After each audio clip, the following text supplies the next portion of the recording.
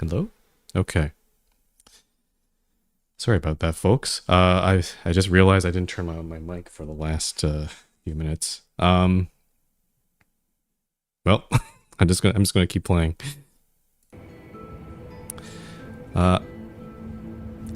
Classic streamer mistake. I can't believe I did that again. I think it's all because because usually my microphone is always on because I was USB connected, but since I got the XLR set up with the, audio interface, I have to turn it. I actually keep it off because I don't want it left on. So, I'll try not to do that again. Sorry about that again. I don't think Pete will be making radio contact anytime soon. Is his body nearby? There's a skeleton in the chair. Writing something down. Thanks. I've noted that in the log. Must have been the dry storm last week that got him. What kind of storm did you say? Congratulations, you're the new operator of 42, so I'm obliged to inform you that there's a death storm forecast between lines 10 and 40, so you should head towards town. You can take shelter here. A death storm? You may not be able to see it from your position yet, but it's showing up on my instruments already. What'll happen if we get caught in it? Are you not from around here? Are there no storms in your zone? You could say that. I'm not around not from around here. If you get caught in a death storm, you die. What other kind of storms are there? Death storms are quite rare in your area. You're more likely to see a fear storm or madness storm there. Whoa, these are some weird, fun names for storms. Great. But there are joy storms too, although they most often happen in town. What the heck's a joy storm? Alright, I'll try to get the train moving. Good luck. I think we're half buried though, right? Oh, I take a key from the dead skeleton. Train's control panel covered in levers and buttons. I don't think we should start the train. I think we need to examine the state of our train first. Examine the old photo. It's a photo of a woman with her blonde hair in a ponytail. It could be the former operator's daughter, or maybe his wife.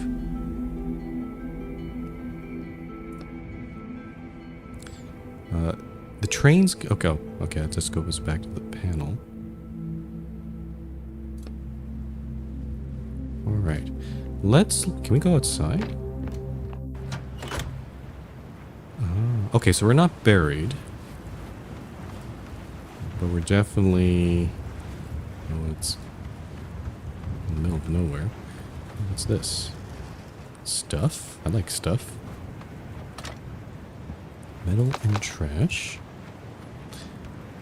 It seems like we only have one car on our train. What's going wrong with the oil tank?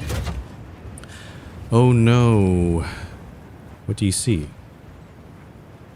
There's an oil bug inside. It ate everything. Something skitters around inside the tank. Ew. Can we skip the bugs? Is there no way we can get to town without the train? What, are you afraid of bugs? Knock harder on the tank. Suddenly, an oil-eating bug jumps out of the tank. Grab the bug. The bug's 3 sets of legs scrabble at your hands. It's clearly displeased. Ew, drop it. I might need it.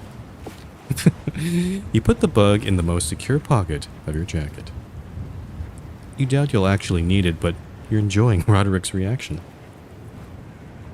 Add oil from the... Okay, so we need to refill.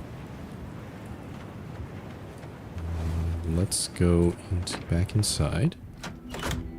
Wonder if I'm going to need to wake up and get some tools again from our neighbors. Got our workshop. Oh, there's our canister.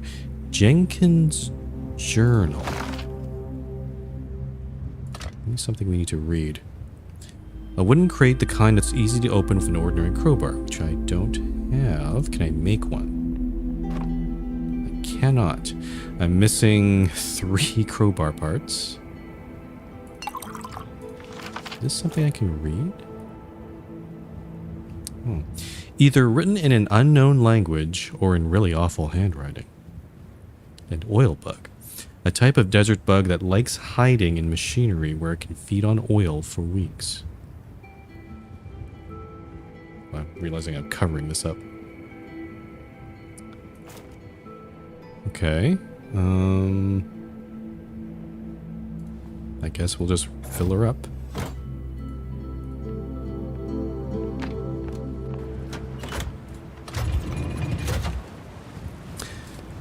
The tank is small and the canister fills it almost to the brim. It's definitely enough to get you to town. Alright, let's get going. I think it's running. Great. Choo-choo. Oh. Being contacted. The death storm is approaching. Hurry. Anyone out past 10 miles. Train 42, what's the problem? You're barely moving. He's right. We got the train started, but it's barely moving. We'll figure it out.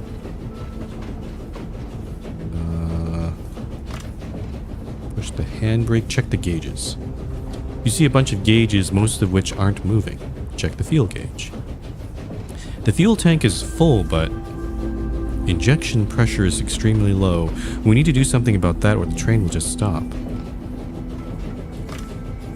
Check the other gauges. Check the cooling system. Cooling system is operational. Check the oil gauge. The oil tank is full now. Good work. Okay, so fuel. Basically, fuel's not being delivered into the train properly. You're looking at the fuel panel. All indicators seem normal except one. Cylinder 3 pressure? Open the top of the panel. There's a greasy note on the other side.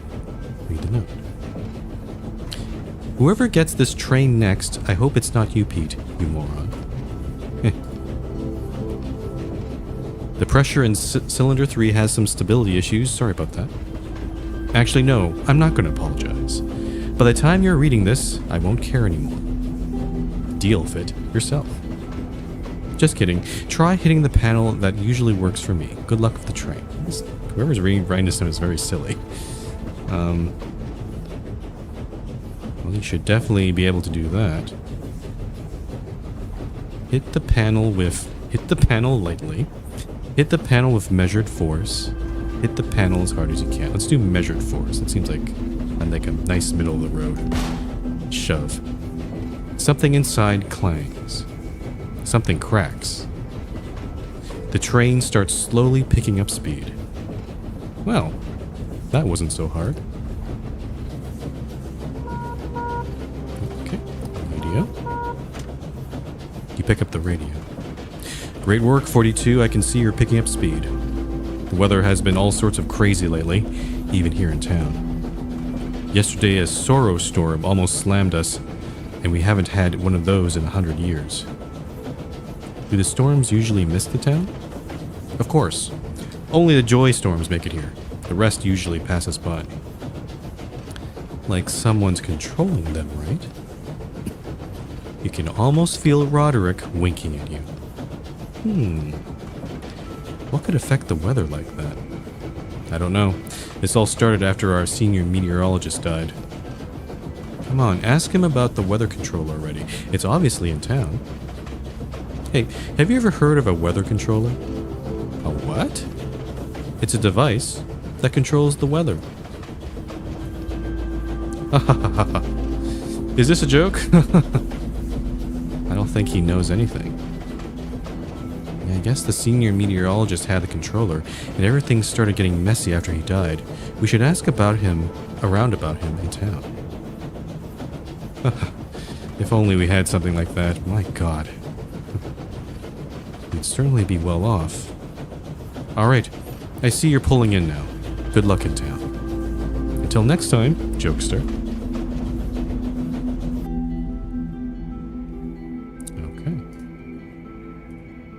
So I guess I can't seem to control the train anymore. Town gate. Oh, there's another train, or something's blocking our way.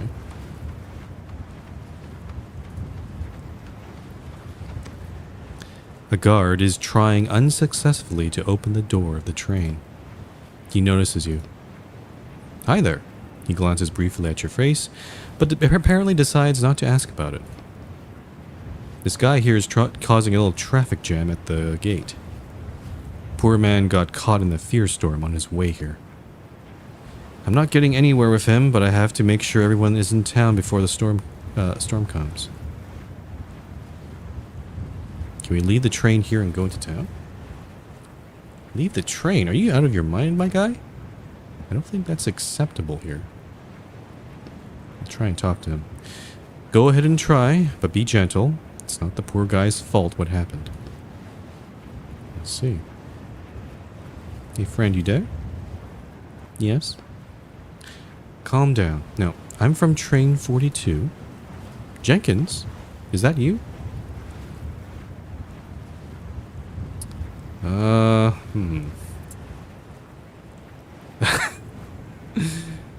Part of me wants to be honest. I'm his friend. He didn't have any friends. I'm his... Shit, we saw in the photo. Son? Stop lying, you killed him. I know the truth. What have you done with Jenkins? I don't think there's a peaceful way out of the situation. I think there was a way, but I didn't answer properly. Force the door open.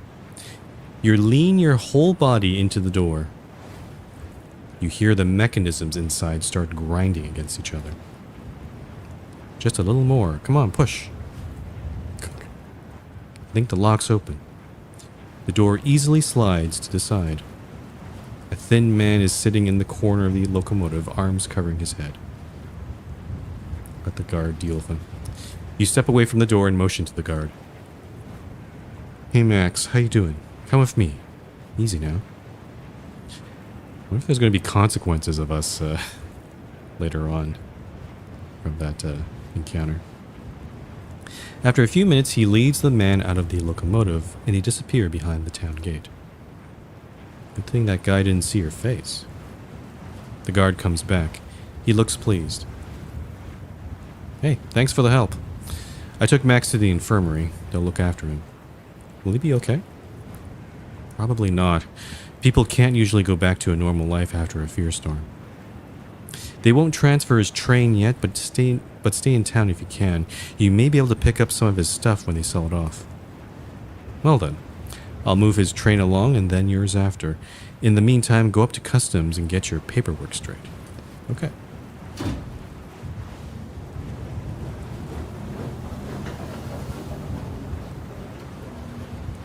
Interesting. Do I move my train or get up high quickly as storms close? Can I move my own train? Can I do that?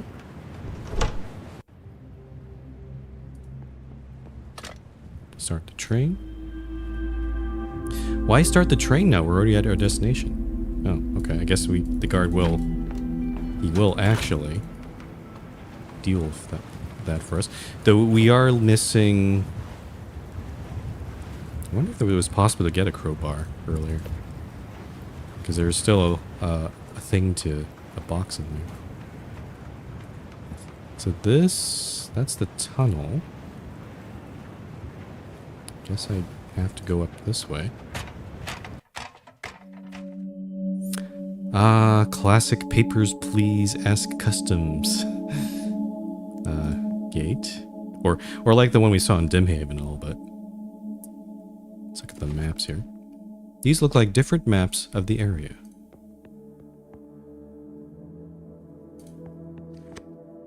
The inspector is sitting in the cold, dark office.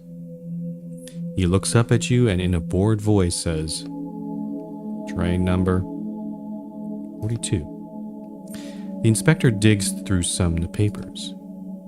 Are you Ronald Miles? No. Did you find the body of Ronald Miles? No, I found the body of Pete Jenkins. So after Miles, it was transferred to Jenkins.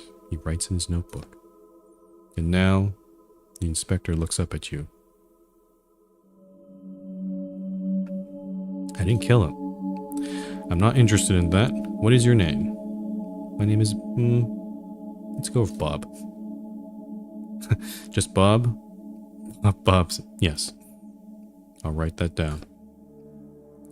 Wearing a shabby coat with a strange rusty cage hanging around his neck.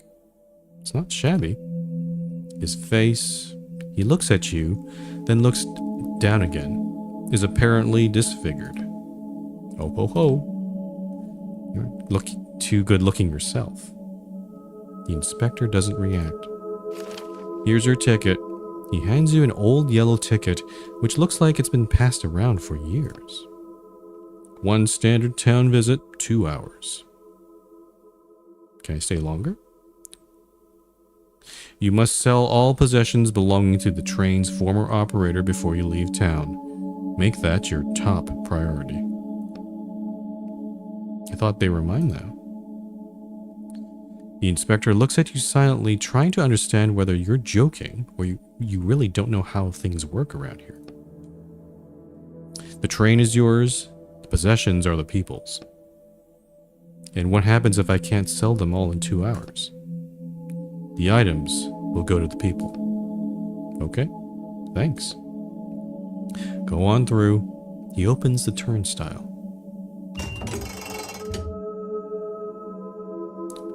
Okay, very pleasant man, I guess.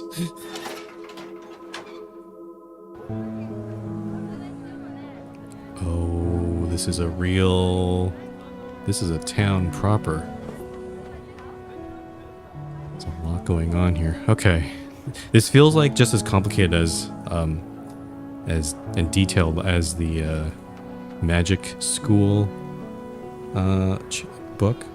So let's... Some inspectors here.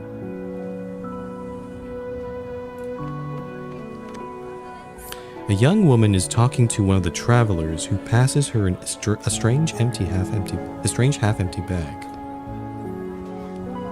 Extend my time by 1 hour, please. He hands over the bag and quickly turns away.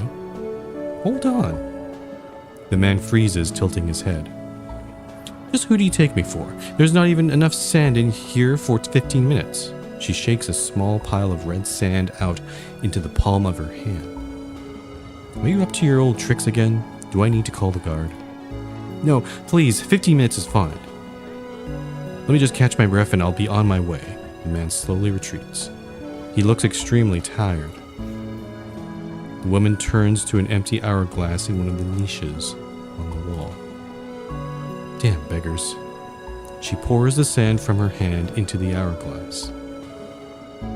Oh, I see. It's a wall of hourglasses. Then she picks up her radio and you hear a crackling sound coming from speakers, echoing all over the town. Peters, train 124, 15-minute extension.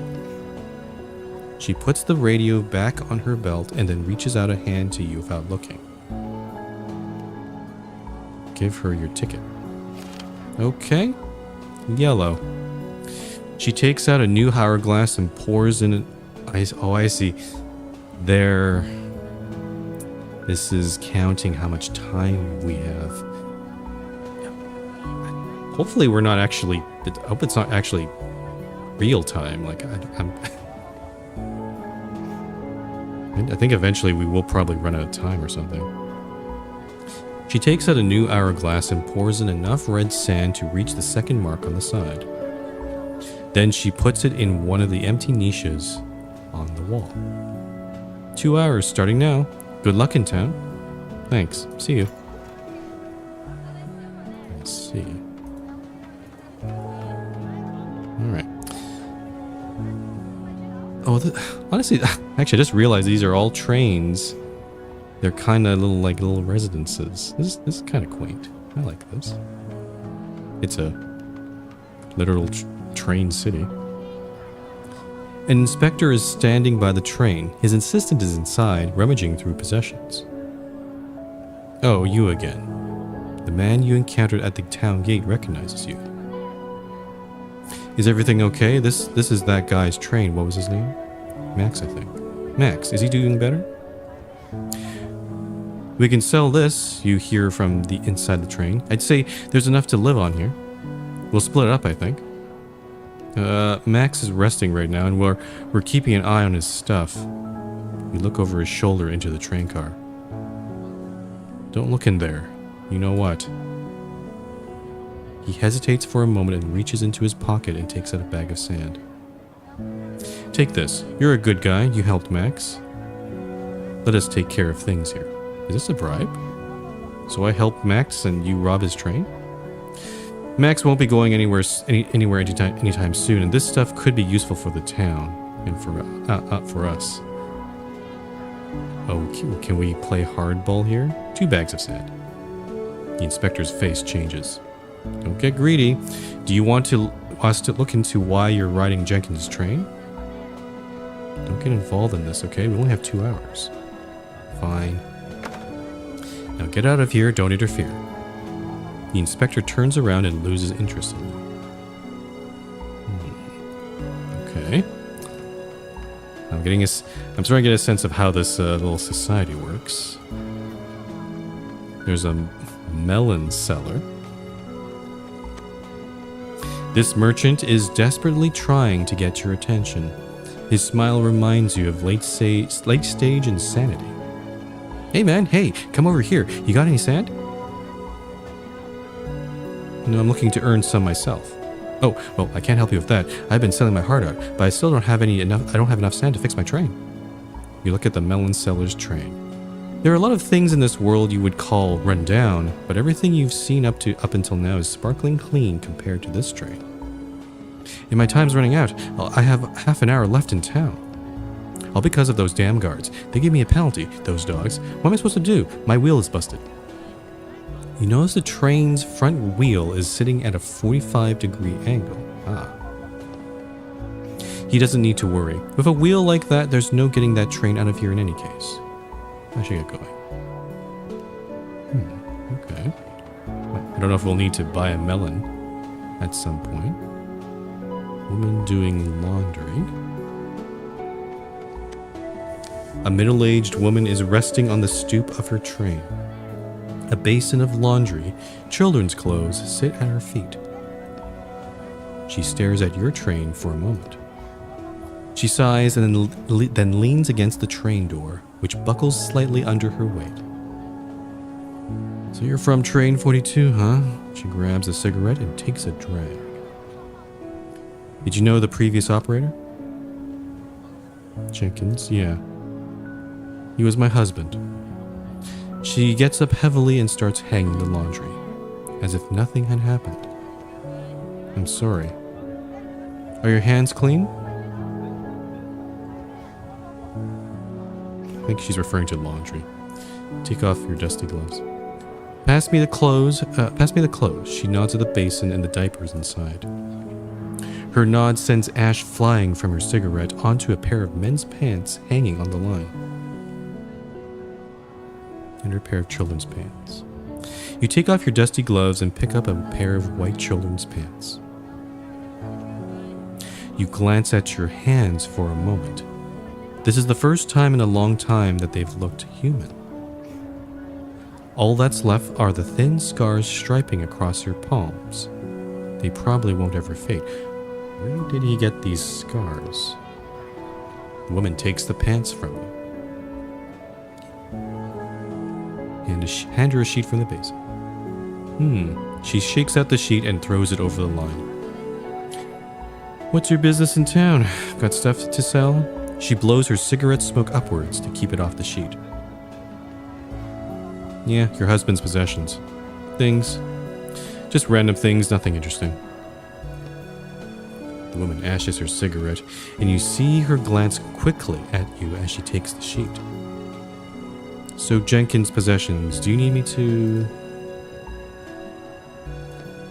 You pile a few socks from the basin together and give them to the woman. But the woman doesn't turn around to take them from you. She stands with her back to you, not speaking. I really am sorry. When I found him, there was already nothing I could do. She nods weakly a few times. Turning halfway around, she passes you a cigarette. She already has a fresh one in her mouth and lit.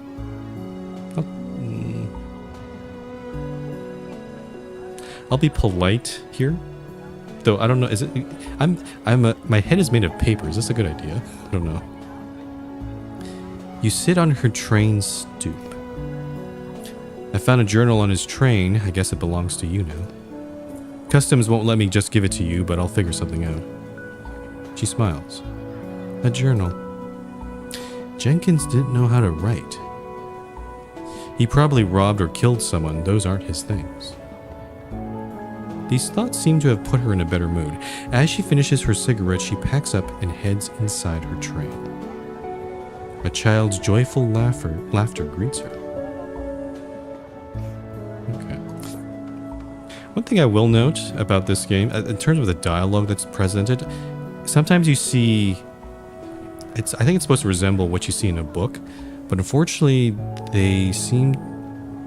You'll see that some senses are like not belonging to a person or not being spoken by a person. But when a person is speaking, there's always these sort of square bracket interjections. And it kind of doesn't fit.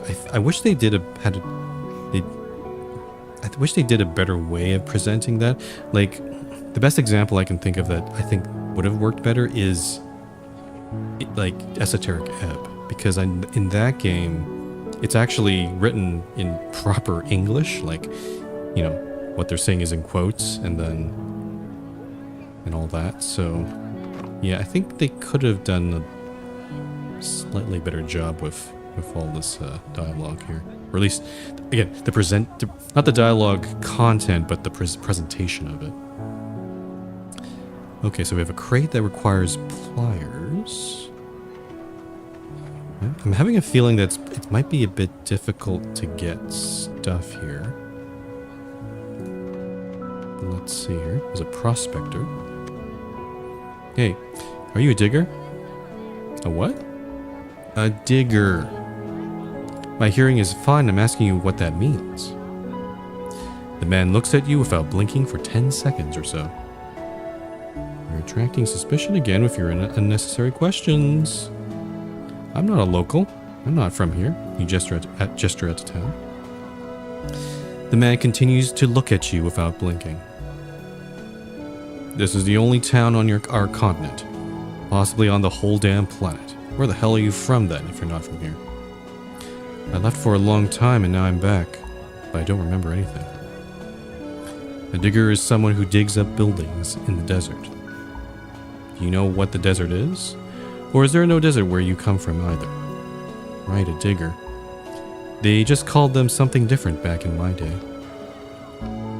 Yeah, I'm a digger. I was one of the best way back when. I find that hard to believe. Need work tomorrow? I want to dig up a building on Malta Street, but I can't do it myself. Of course, what's our plan? Why are we agreeing to this? We only have 2 hours here. I started digging from the top. Got from the 20th to the 7th floor. But the lower floors are hard work. The sand's packed tight and it's a pickaxe job. Oh, they're buried cities in this world. Buried by the sand. Want to round up a few more people and then we'll move out at sunrise. Is there anything special there in that building? The man peers closely at you. It seems he's not sure you can be trusted. There was a gun store on the first floor of the building. The work is all that should concern you. I'll pay you, and what's in that building is none of your business. You in or no? I'll think about it. Think then. He throws his cigarette on the ground and turns away from you. Is he going to start a riot in town when he gets his hands on weapons? No, he gets caught in a firestorm out on the road tomorrow. There's firestorms. Interesting. Okay, so I guess all these conversations are just contributing to the world building here. I'm not buying anything, leave. Okay, this guy doesn't want to talk. He's an irritated man. I'm gonna follow the edge here. Oh, a bookseller. Ah. The sound that reaches your ears seems impossible in this desert world. Rustling pages. Hundreds of pages. The table next to the woman's train is full of books with well-worn covers. Each one looks like it was taken out of an antique bookshelf. Hello, the young bookseller waves at you. Hi. Are you new to these parts? I've never seen you before. Her attentive but slightly unfocused gaze slides over you. Your paper face doesn't seem to bother her. And for a bookseller, that kind of makes sense. Yeah, I'm new. Do you know everyone here? No, of course not. It's just that generally the same people bring their trains to the same station every time. Were you looking to choose a book? Let's look at the blue book. Oh, what an unusual choice. Why is that? People who choose this book usually want to hide from the real world and immerse themselves in fantasy. But I don't think you're one of those people. You carefully open the book.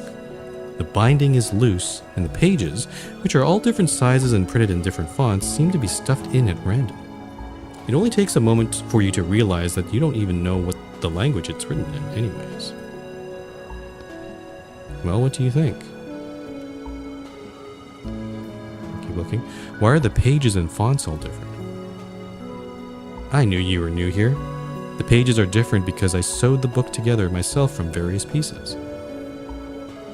But it's hard to read like that. And from what I can tell, it's not really a coherent story. A lot of people like it. Besides, it's not easy to find an intact book in this wasteland, you know. I thought she was a writer, but she's more like a seamstress. The bookseller has a sincere look of curiosity and politeness on her face as she watches you mumble. Can you give me the short version of what this book is about? It's the story of a man who pretends he's changed and becomes the best version of himself just so he can keep people around him, even though he's actually. I don't like that kind of thing. I'd rather look at another book. Be my guest. Sounds like she was about to describe him in his story. What's this book about? That's a curious one. It's about the history of the storms. You flip through the book.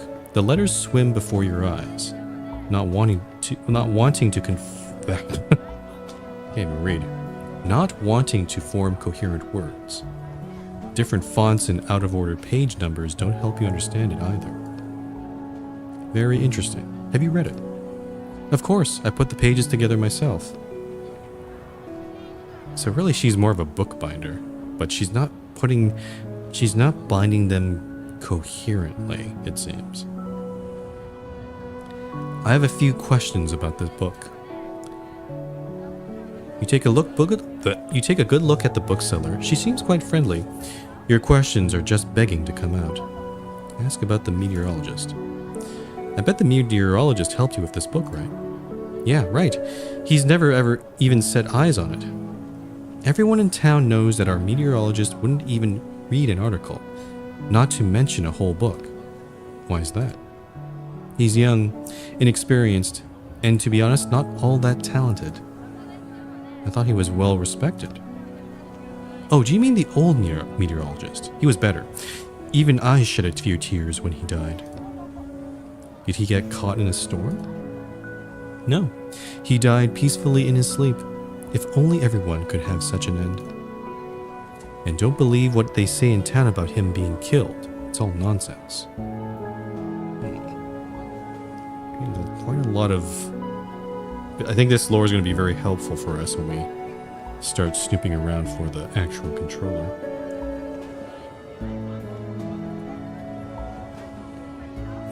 I forgot how wordy this game is. Ask about the storms. The storms, where did they come from? Oh, now that's a long story. Well, Several stories, actually.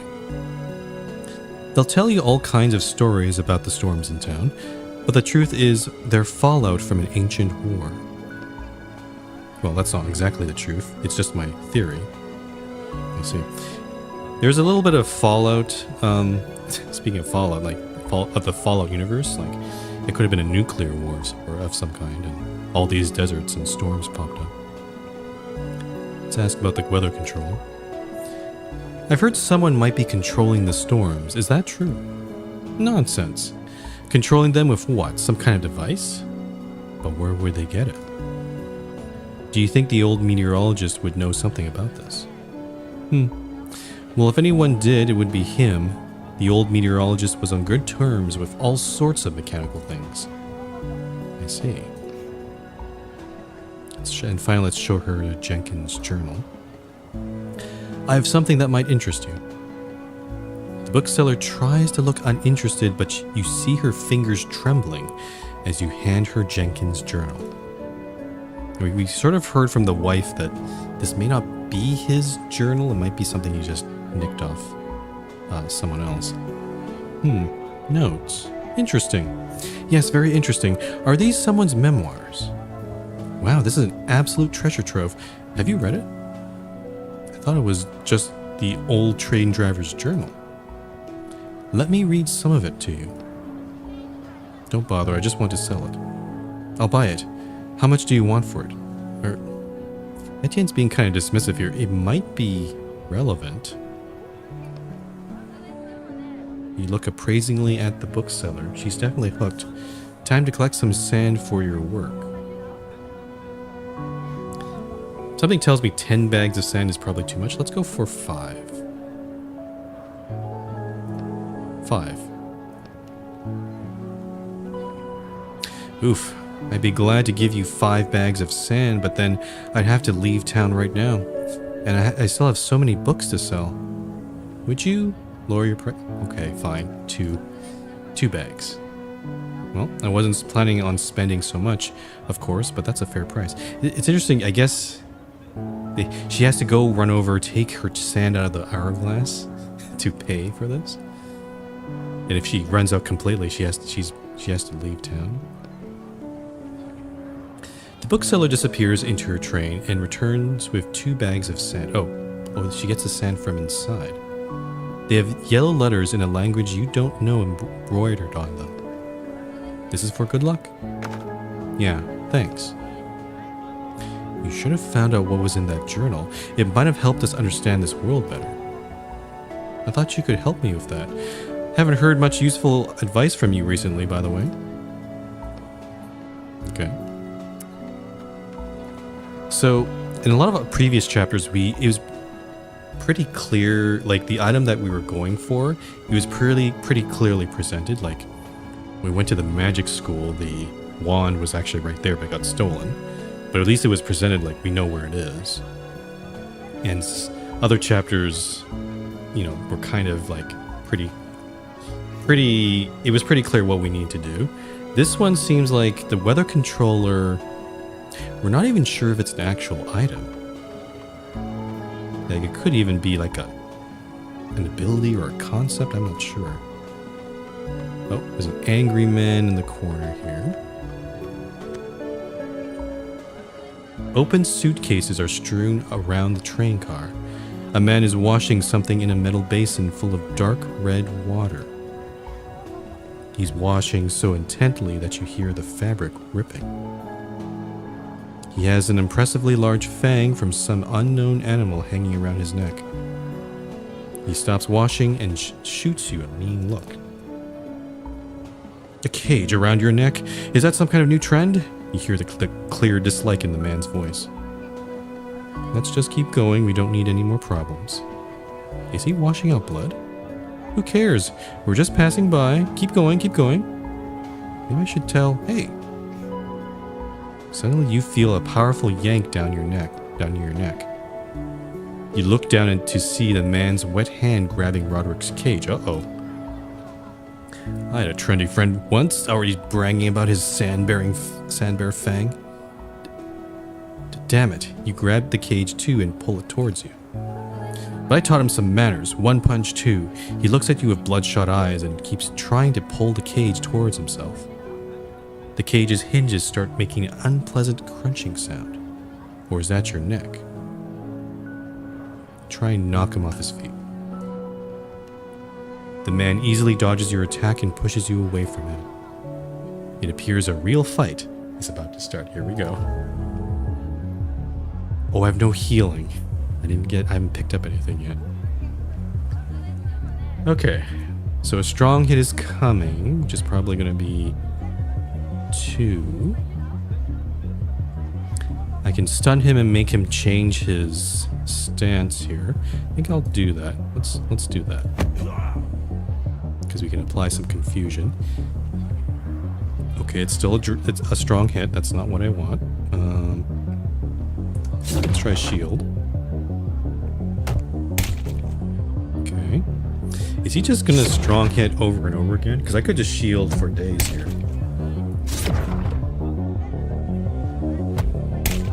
I see. Okay.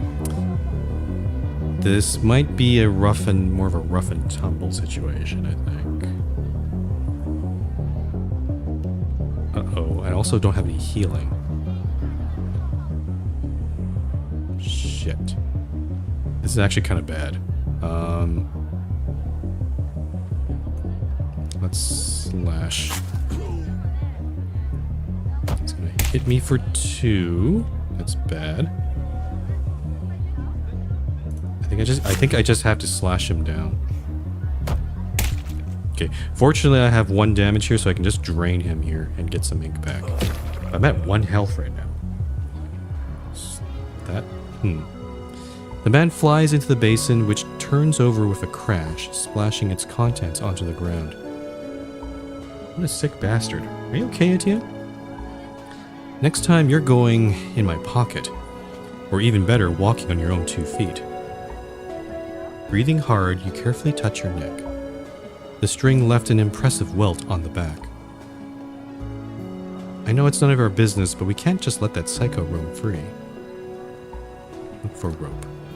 You look at the suitcases on the ground and notice a photograph. 2 smiling men are standing in front of a locomotive. One of them, your attacker, has his arm around the other, who looks pale and tired. His shoulder is bandaged, and he has a fang pendant around his neck. You toss the photograph aside. Oh, there's some rope. What are you doing? What's going on? He suddenly comes to and tries to stand up. The anger is gone from his voice, and now he sounds scared. Nothing's going on. Everything already happened. The man spots the photo on the ground, then his eyes move to the bloody clothes nearby. Suddenly, his face changes. Henry? Oh no. Did I do this? He falls to his knees. And for what? He looks at the 2 bags of sand on the ground which fell out of his pocket during the fight. Get those away from me, I can't look at them. Sure, I'll take some sand. You pick up the bags of sand. The man falls to the ground and starts crying. Oh no. Let's go. We should leave him be. Sounds like this guy was affected by some sort of madness. That's my guess. Oh, hey R&D. How's it going? I'm just trying to finish off this game here.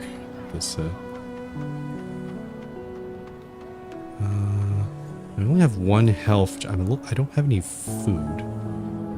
So if we get into another fight, we're kind of screwed. Is there actually, can I buy some melons? Hold on.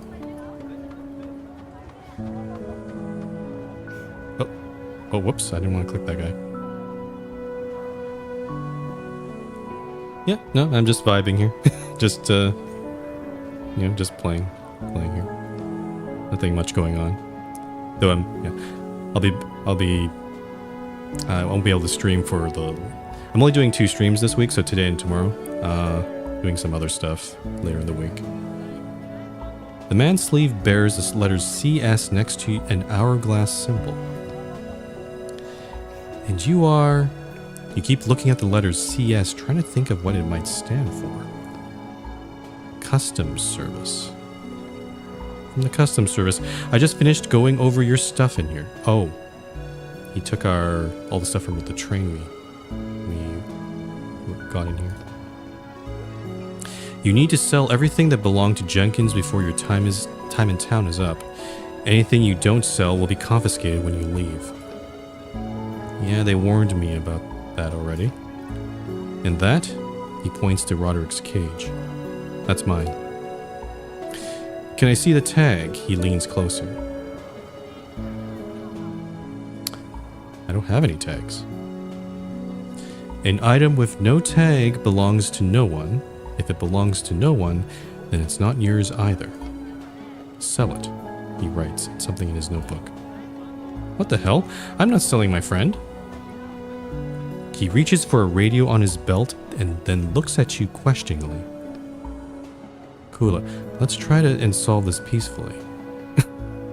We can just say no. Okay, fine, no problem, I'll sell. He nods and takes his hand off the radio. The thing is, we can always just jump out of this book, so we don't have to sell him unless something happens. The customs officer tosses a folded up trading tent at your feet. Have you done this before? Oh, we have to become a shop? Okay. No. Unfolding the tent signals that you're selling goods. People will come and buy from you, and you make what profit you can. Hand in half the sand at the entrance. He points at the woman checking tickets. Do what you want with the rest. Good luck. He walks away. Okay, good to know. Oh, and now, this is our locomotive, so I can go back. Actually, this is the only workbench I've seen, but we can, we still don't have enough things here. I'm noticing in this chapter, because in the previous chapter we were able to get an abundance of items and stuff. In this one, there's a scarcity. What's this? Dismantled counter. Oh, it's our... Oh, maybe I shouldn't have set this up yet. The trading tent is ready. Time to sell off Jenkins' junk? Not yet. Let's keep looking around. Okay, so we're back here. Can I buy a melon? I need some health fast here. The merchant's stare bores greedily into you. Well, will you buy a melon? You look over the merchant over. You look the merchant over. Rumpled clothes, worn out shoes, a small bag on the ground. Why is there a bag of sand at his feet? What are we warning him about? He drops something. What's that? You nod at the man's feet. He looks down mistrustfully, then pauses. Well, slap my train and call me a sandmelon. How could I drop that bag? How did I miss that? Thanks, man. I almost lost it. You nod in response and walk away. You spend the next few minutes unable to shake the thought that you could have used that sand. Well, I could have stolen it. Oops. I guess we did the right thing, but whatever. How many bags of sand? We have 5 bags of sand right now. Let's keep looking around here. There's... Oh, this is a fancy train. It's a whole mansion on wheels. Seems like someone's done well. In a world where you can die at any second. Are you going to knock or just stand there? Let's look around here. The curtains on the windows are drawn tightly shut, but you can see the silhouette of a man watching you from inside. Knock, knock. Silence. I can clearly see him watching us from the window. Why won't he open the door? He probably talks to people he knows. Only talks to people he knows. We should come back later. That makes sense. I would probably do the same thing if I was living on a house on a train. An animated old man. An old man is waving you so furiously that it seems like his hand might fall off any second. No, get out of here. What do you mean? You were calling me over. So, go on, get. Up close I can see that you only have 30 minutes worth of sand. The old man waves his fist angrily. He doesn't seem particularly dangerous, but he probably knows a few dirty tricks. We're not in good shape to fight anybody here. Let's not do that right now. So there's guards up here. 2 guards are sitting at the gate playing a strange game of stones. The guard on the left pretends not to notice you. The guard on the right isn't as good at feigning indifference. You see him casting quick glances at you.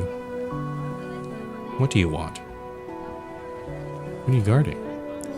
The men look at you, not speaking. Did you get blown in here by an idiot storm, pal? The guard on the right grunts. Don't bother us. Okay. Maybe we shouldn't. It seems like people are decidedly not as friendly here. Oh, here's some stuff. Okay. I don't know if we have enough to make a tool yet, though. There's a cellar over here. Oh. The woman looks at you unkindly. Oh. I guess not. And then we're back. What's this? A safe. Someone hid a buried safe under a wooden pallet. The safe door is locked. Okay, so this one requires a pick. A lock pick. So far we've seen that this one requires a lock pick. There's the crate down there that requires pliers, and there's the crate inside our train, which requires a crowbar. Let's look at over here. Get out of here, outsider. Oh, and there's a door to the junkyard. I'll look at that in a second. I just want to make sure there's nothing else. There's a crate here. Aha. I like stuff. Is that mushrooms? Oh, no, it's for ink. I can't eat the mushrooms. Darn it. Okay. The last person that seems to be we haven't talked to is this quiet woman here. We're back to basically the entrance. The greenery on this train's roof is quite striking. By local standards, you're looking at a very well-kept train. Let's talk to them here. Hello, do you? The woman sharply puts a finger to her lips. You manage to get a good look at her face. She's incredibly beautiful, even with the deep shadows under her eyes. Why are we being quiet? It looks like the train has been washed recently. The metal and glass are gleaming, and the thin layer of newly settled dust just looks like an elegant decoration. Green stems sway on the roof. You see, oh, I don't know how to pronounce these, Kalanchoe, Haworthia, and tons of other plants that you don't recognize. I'm sorry, did you need something? I wanted to ask, do you know how I can get into the upper district? I heard the meteorologist lives there. You can only get in once you retire. I think you still have a while before that happens. I do too. How do I get in there? How do I get in there now, today? The woman shrugs silently and looks towards the way out of town. Running your eyes over the locomotive, you notice an old trailer with dried up branches sticking out of the leaky roof of this thing over here. Ask the woman about the trailer. Aren't you afraid your old trailer might fall right off? The woman continues to look towards the way out. Yes, the trailer is quite old. If it falls off, it falls off. The corners of the woman's mouth turn up and she shakes her head. Ask what she does. What do you do? It's as though the woman doesn't hear your question. She just stares silently, watching. Just when you think she's not going to answer, she starts to speak. I'm making... excuse me. I'm making it through life, day by day. I meant the plants. Oh, the plants. I used to enjoy nurturing life. The woman looks at the old trailer and stiffens for a split second. You see all the muscles on her face tense, but in an instant, the illusion passes. Let's ask, what's inside? Things, old things, ancient things, toys. Why are you carrying them around? I thought it was better to travel light in the desert. I don't know. I'd rather keep them with me. I wonder if we have to... Is there something in there that we might need? Do you know anything about the meteorologist? He tells us when storms are coming. Is that it? Do you know anything else? The woman turns her head to look you straight in the eye. You can't read her expression. I won't keep you any longer. Thanks. You turn to leave, but suddenly feel something crawling across your neck. Wow, an oil eater. Oh, the bug we got. It seems that the oil bug in your pocket is finally trying to escape. Swat it or flick it off. Let's flick it off. We don't want to kill it. You put your hand over your neck. Stop. Huh? Leave it with me. Okay. She walks over and opens the door of her train, picks something up, and then returns to you. Here. She's holding 2 old dusty bags of sand in her open hand. 2 bugs for this gross little bug? Is she insane? You won't hear me complaining. Huh. So we could have... There was an option to just kill the bug or just let go earlier, so I guess we're getting the benefits of that now. Thanks. The woman nods gently to you and then turns her attention to the bug. Okay. So we have 7 now. I don't know. Again, the book, in the summary, it seemed to describe the upper levels more like a retirement home. It's where people retire. But again, we don't know how to do that at the moment. Let me see if I can make any sort of tools. Let's go into my train here first. And go to the... I agree with the choice. I was like, I didn't want to kill the bug, so I was like, it might be useful for later on. Okay, so what are our options? At the moment, so this is the thing with this game is sometimes you get a choice of whether you want to make you can make a crowbar or a lockpick or maybe multiple items, but you can't get both. But at this point, it seems like the lockpick's the only thing we can get. So we could get this and then try to unlock the safe, and maybe we'll get even more items. So I'm gonna do that. Also, we can also make bottles of ink to replenish our ink supply. It's useful in battles. But we don't quite have enough yet. And we haven't found any glass bottles yet. So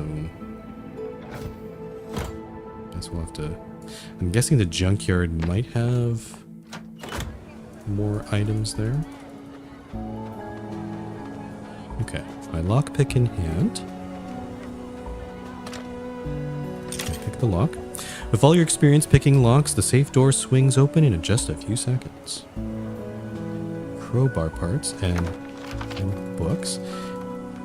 Is that enough crowbar parts? It's 6 parts. Okay, hold on here.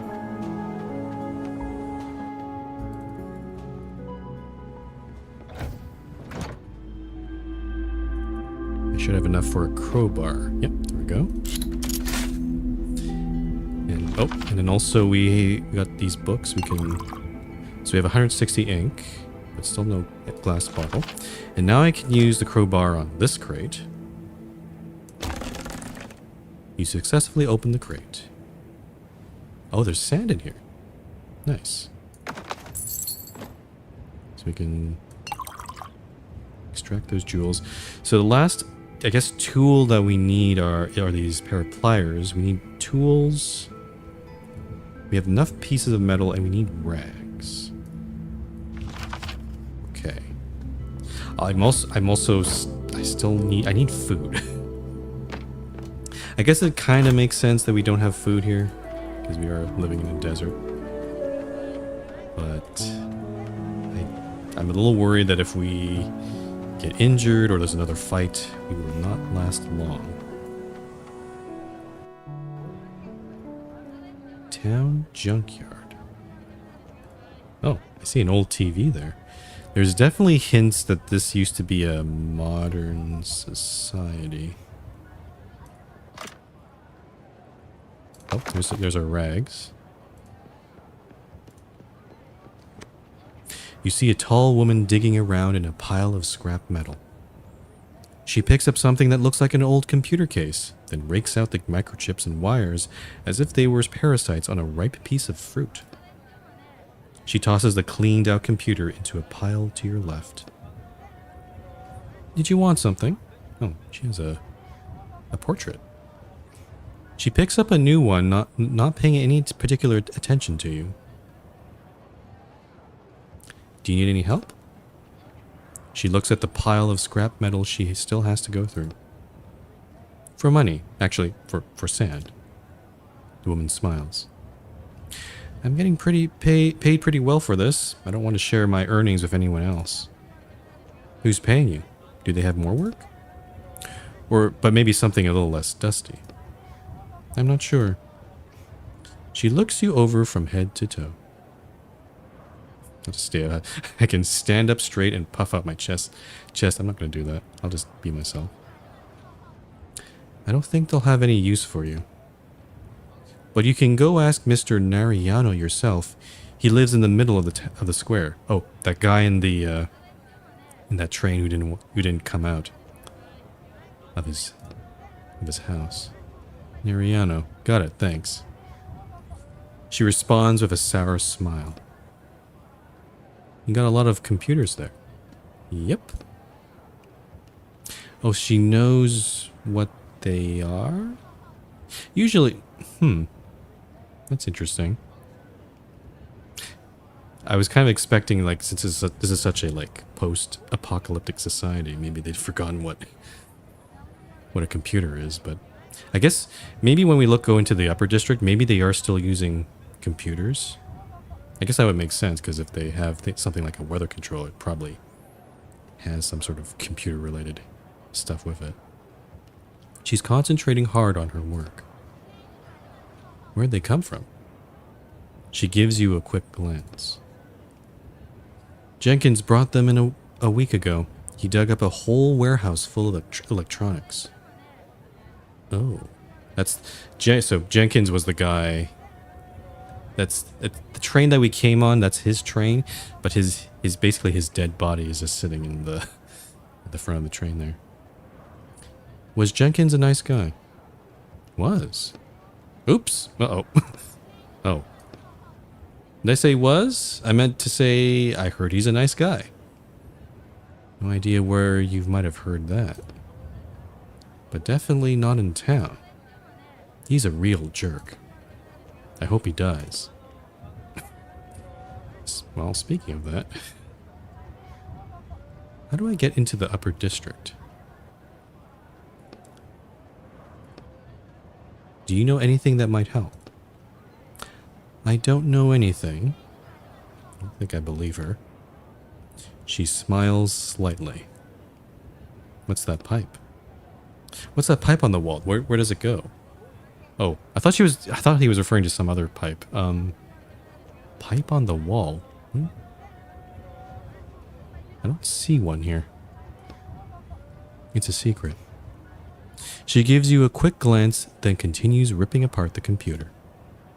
I'm great at keeping secrets. So am I. She looks you in the eyes for a moment longer than is comfortable. That's what we're looking for. We can crawl through and go straight to the upper district. There's a passage there. Now we just have to figure out what to do about this sewer guardian. Yeah, I'll ask around in town. Oh, they're referring to this... It's not a pipe. That's not a pipe, that's a sewer. I guess I could poke at it or something. You pull on the grate, but it doesn't move. Okay, so we need to figure out how to gain access. Doesn't seem to be anything else to do here, so let's go to Mr. Neriano. I guess he's the mayor of the town, in a sense, because he has the most, I guess, the central train here, the most fanciest looking house here. Is this where he lives? Mr. what was his name? Nariano. Hey, Mr. Nariano, come out! The door slowly opens.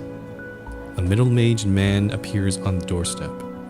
He looks a little too clean for these surroundings and is holding a glass of something orange.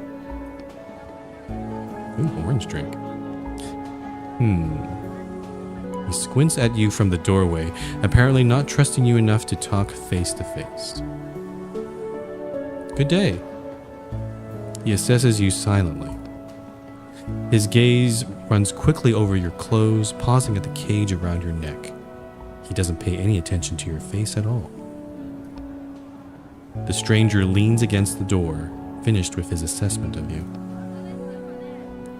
Judging by the expression on his face, got roughly a 4 out of 10. Oh no. Nice house? Let's go straight. I'm trying to find a way into the... I think glazing this guy is probably going to make it worse. I'm trying to find a way into the upper district. Aren't we all? He gestures at the square around you.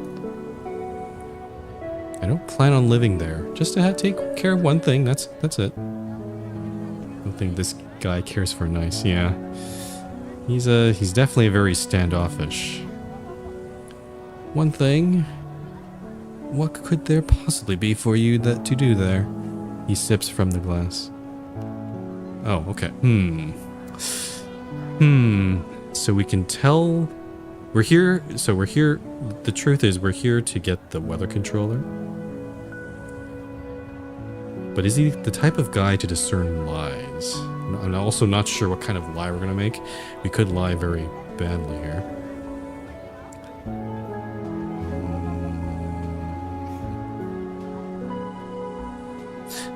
So, you probably missed. Yeah, I don't know if you've seen the previous streams of this game or the previous parts, but basically we're kind of a gut person who jumps into stories. We're in a story right now, and we're trying to. Basically, we're a thief. We're trying to steal an item that's from the story. So, for example, in previous chapters, we stole things like Thor's hammer, a magical wand, a sword, like those sort of things. And what they do is they then take those items, and either they use them for for the client that we're working for, they use them for nefarious purposes, or they put them in other books so they can sell those books.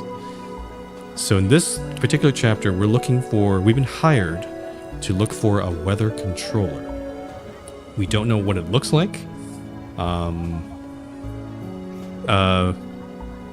And again, we're talking to a fictional character in the story, so maybe telling the truth won't matter too much. They might not even believe us, but yeah. I'm actually kind of tempted to just tell the truth. I just want to see what happens. I need to get something. He waits for you to continue. Something important to me. I guess in this case we're not telling the whole truth. We're being a little cagey here. Maybe he will like that you're stealing from the upper floors. So it would be the case, but the thing is, before we jumped in the book, there was a note, basically a review of the book, and it said something like, you know, I was hoping that this book was going to be more about classism. Like, this is kind of the lower class area, and then there's the upper class area.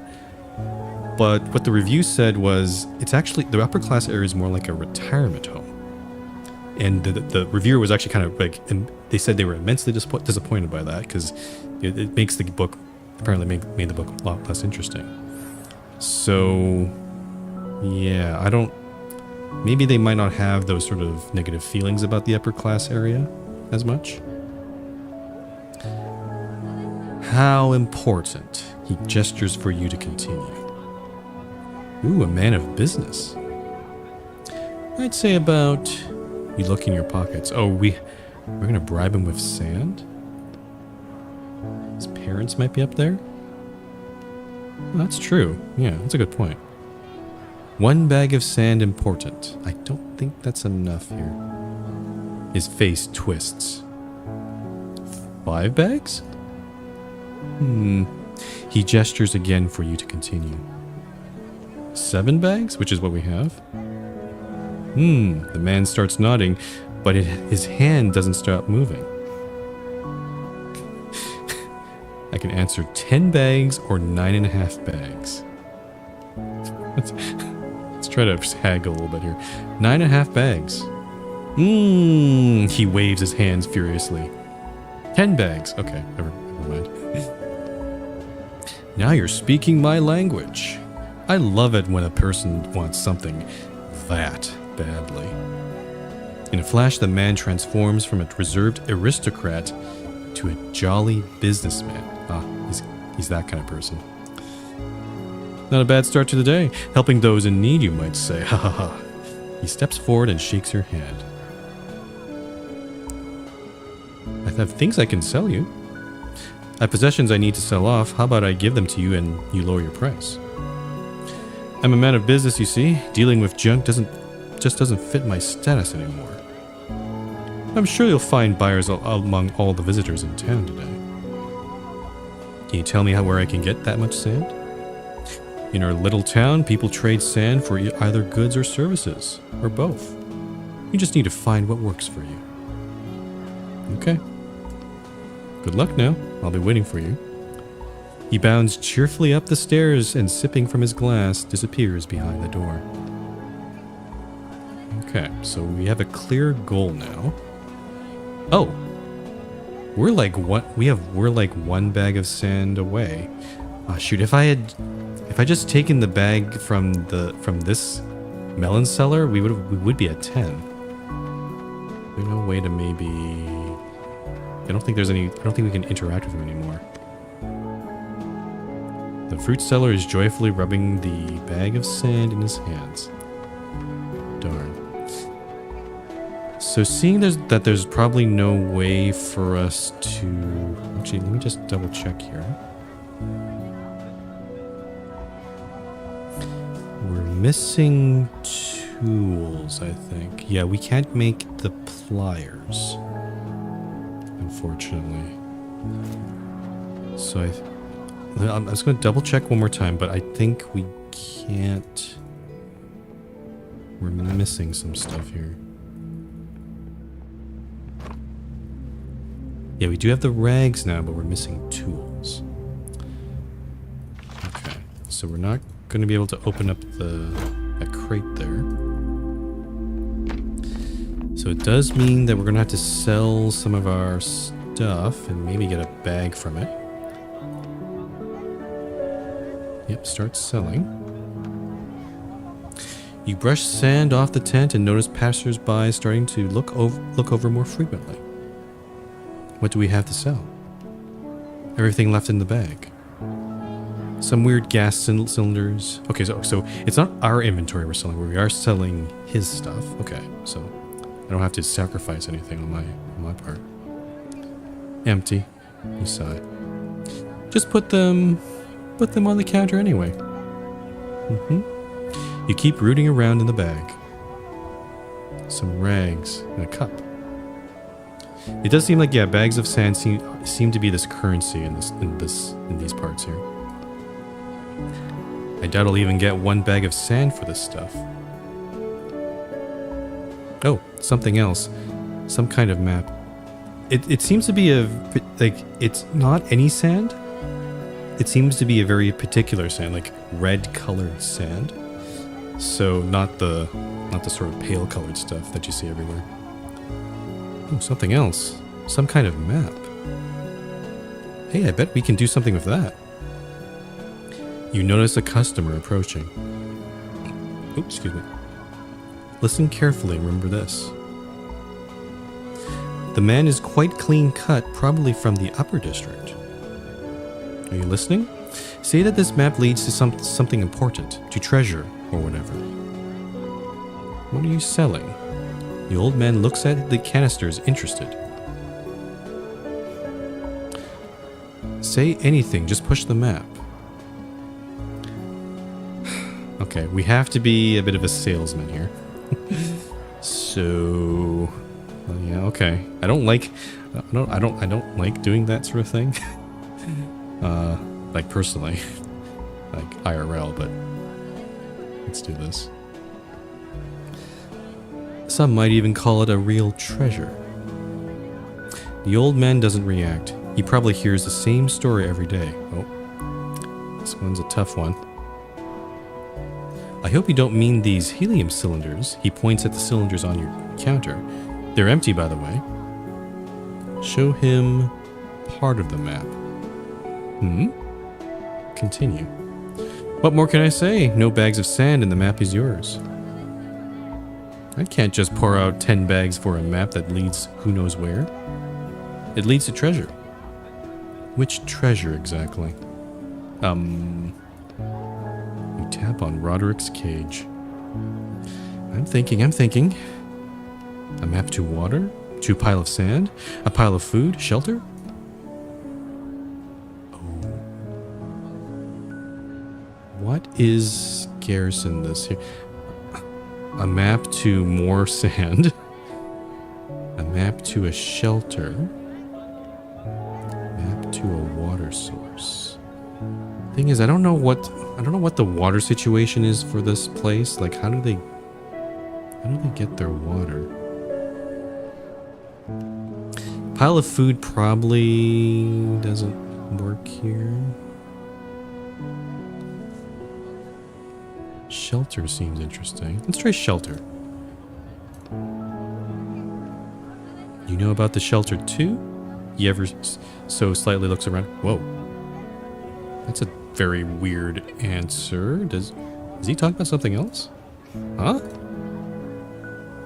There's a lot I know. You try to sound convincing. 10 bags, you say? I'll give you 5, but if the shelter isn't there, I'll come back and give you 5 more. 5? Wax. Right to your head. With this, he shows you the small club on his belt. It's a deal. Great, we have some sand already. Okay. We have 14 bags of sand. I think we're ready to get into the upper district then. Assuming there's no... I don't know if there's like an alternate way of getting in there, because there is a sewer grate. Yeah, let's just do this way. It seems the safest, I think. The man appears in his doorway looking cheerful. He looks you over in search of the 10 bags of sand.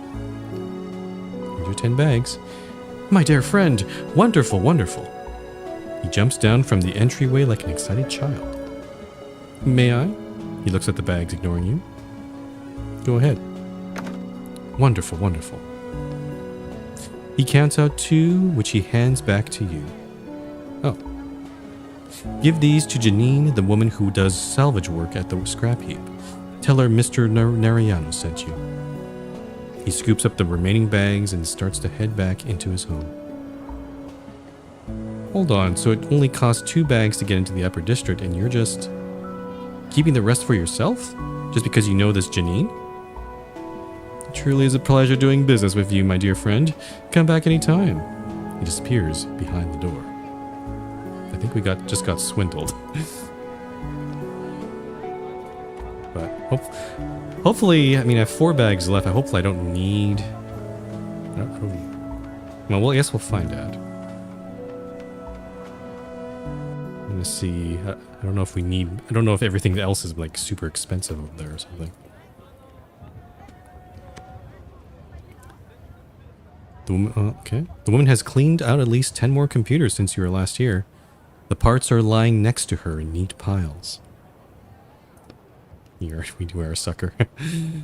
She notices the 2 bags of red sand you're holding. How's Mr. Nariano doing? We could have just come to an agreement. Why didn't you say anything? Mr. Nariano is much better at those conversations. Okay, so it seems like this is kind of a forced encounter. She wouldn't allow us to go through just 2 bags. We did have to go through that whole thing of Mr. Nariano there. Good for him, but I had to pay 8 bags of sand for that. Sand comes, sand goes. That's what we always say. She smiles. So how's Mr. Nariano doing? He's 8 bags of sand better now. He hasn't lost his touch. She smiles prettily. Let's get to it. Hold on. Once we leave, we won't be coming back here. Are you sure you're ready? Oh.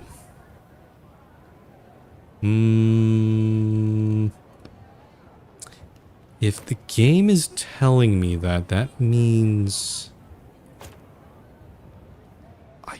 Maybe, is there something It feels like I could have maybe made the pliers by this point. So maybe there's something around here. I'm just going to do another... I'm just going to do another quick scan of town. Maybe there's something I missed. Maybe this cellar here probably is going to shoo me away. Yep, okay.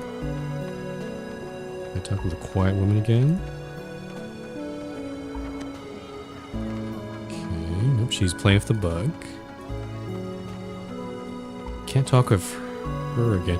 And this guy has shooed me off, so I don't want to bother him. The prospector.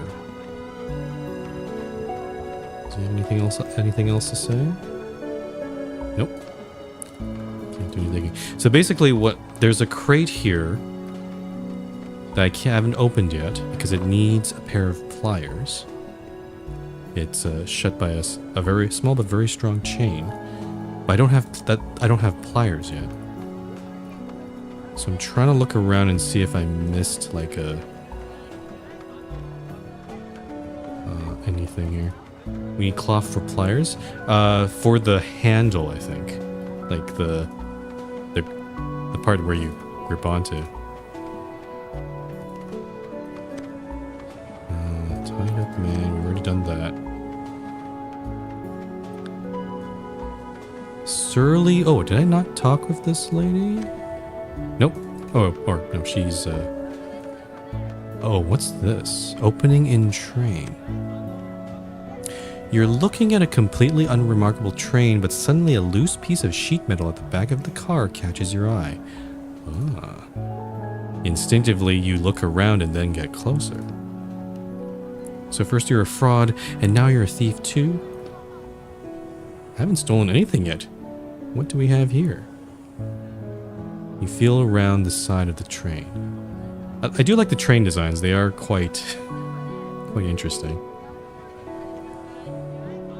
You're standing right by the gap between the train and the loose sheet metal. The darkness inside is calling to you. Do I look inside or put my... Let's look inside. A flashlight would come in handy, or a lighter, or at least some matches. But you don't have any of those things, and besides, shining a light around would probably attract attention from the train's operator. Okay. I mean, she seems distracted right now. I guess there's just enough space for you to fit your arm in up to the elbow.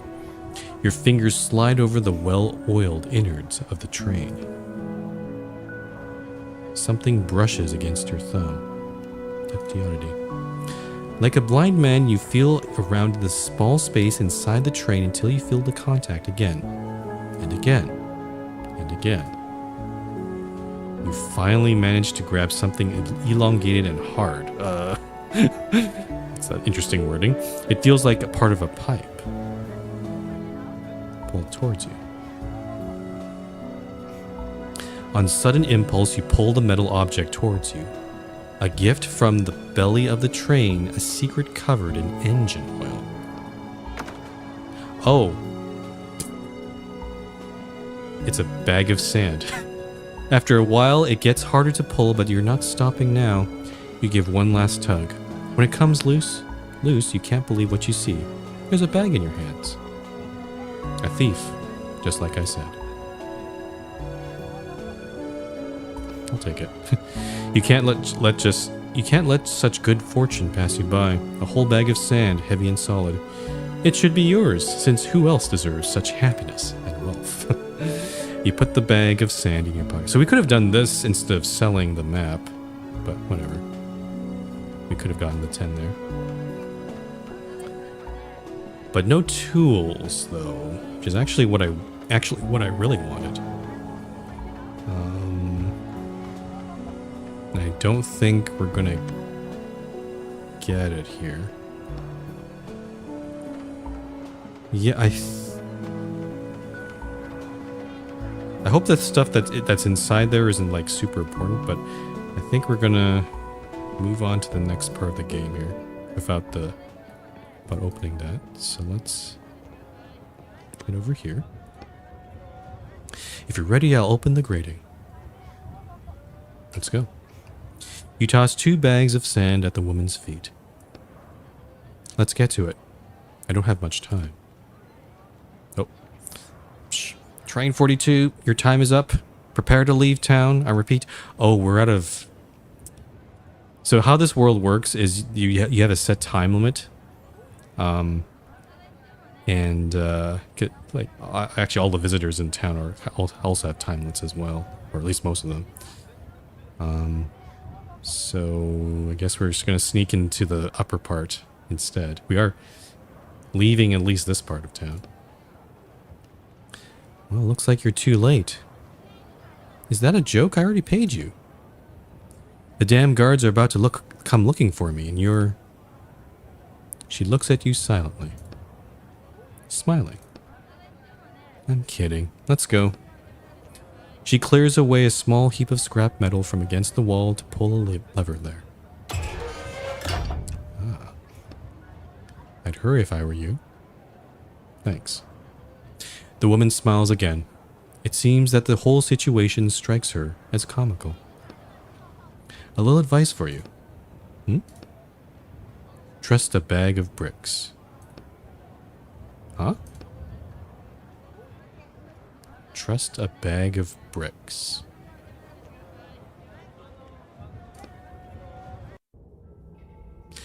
That sounds like a code word or something. Trust a bag of bricks. Bag of bricks could be a person? I'm going back now. Needless to say, it smells awful inside the pipe. It smells awful in here. It's just a drainage pit for the square. It's not the sewer system, so it could be worse. That doesn't make me feel better. Okay, we gotta clear out all of this.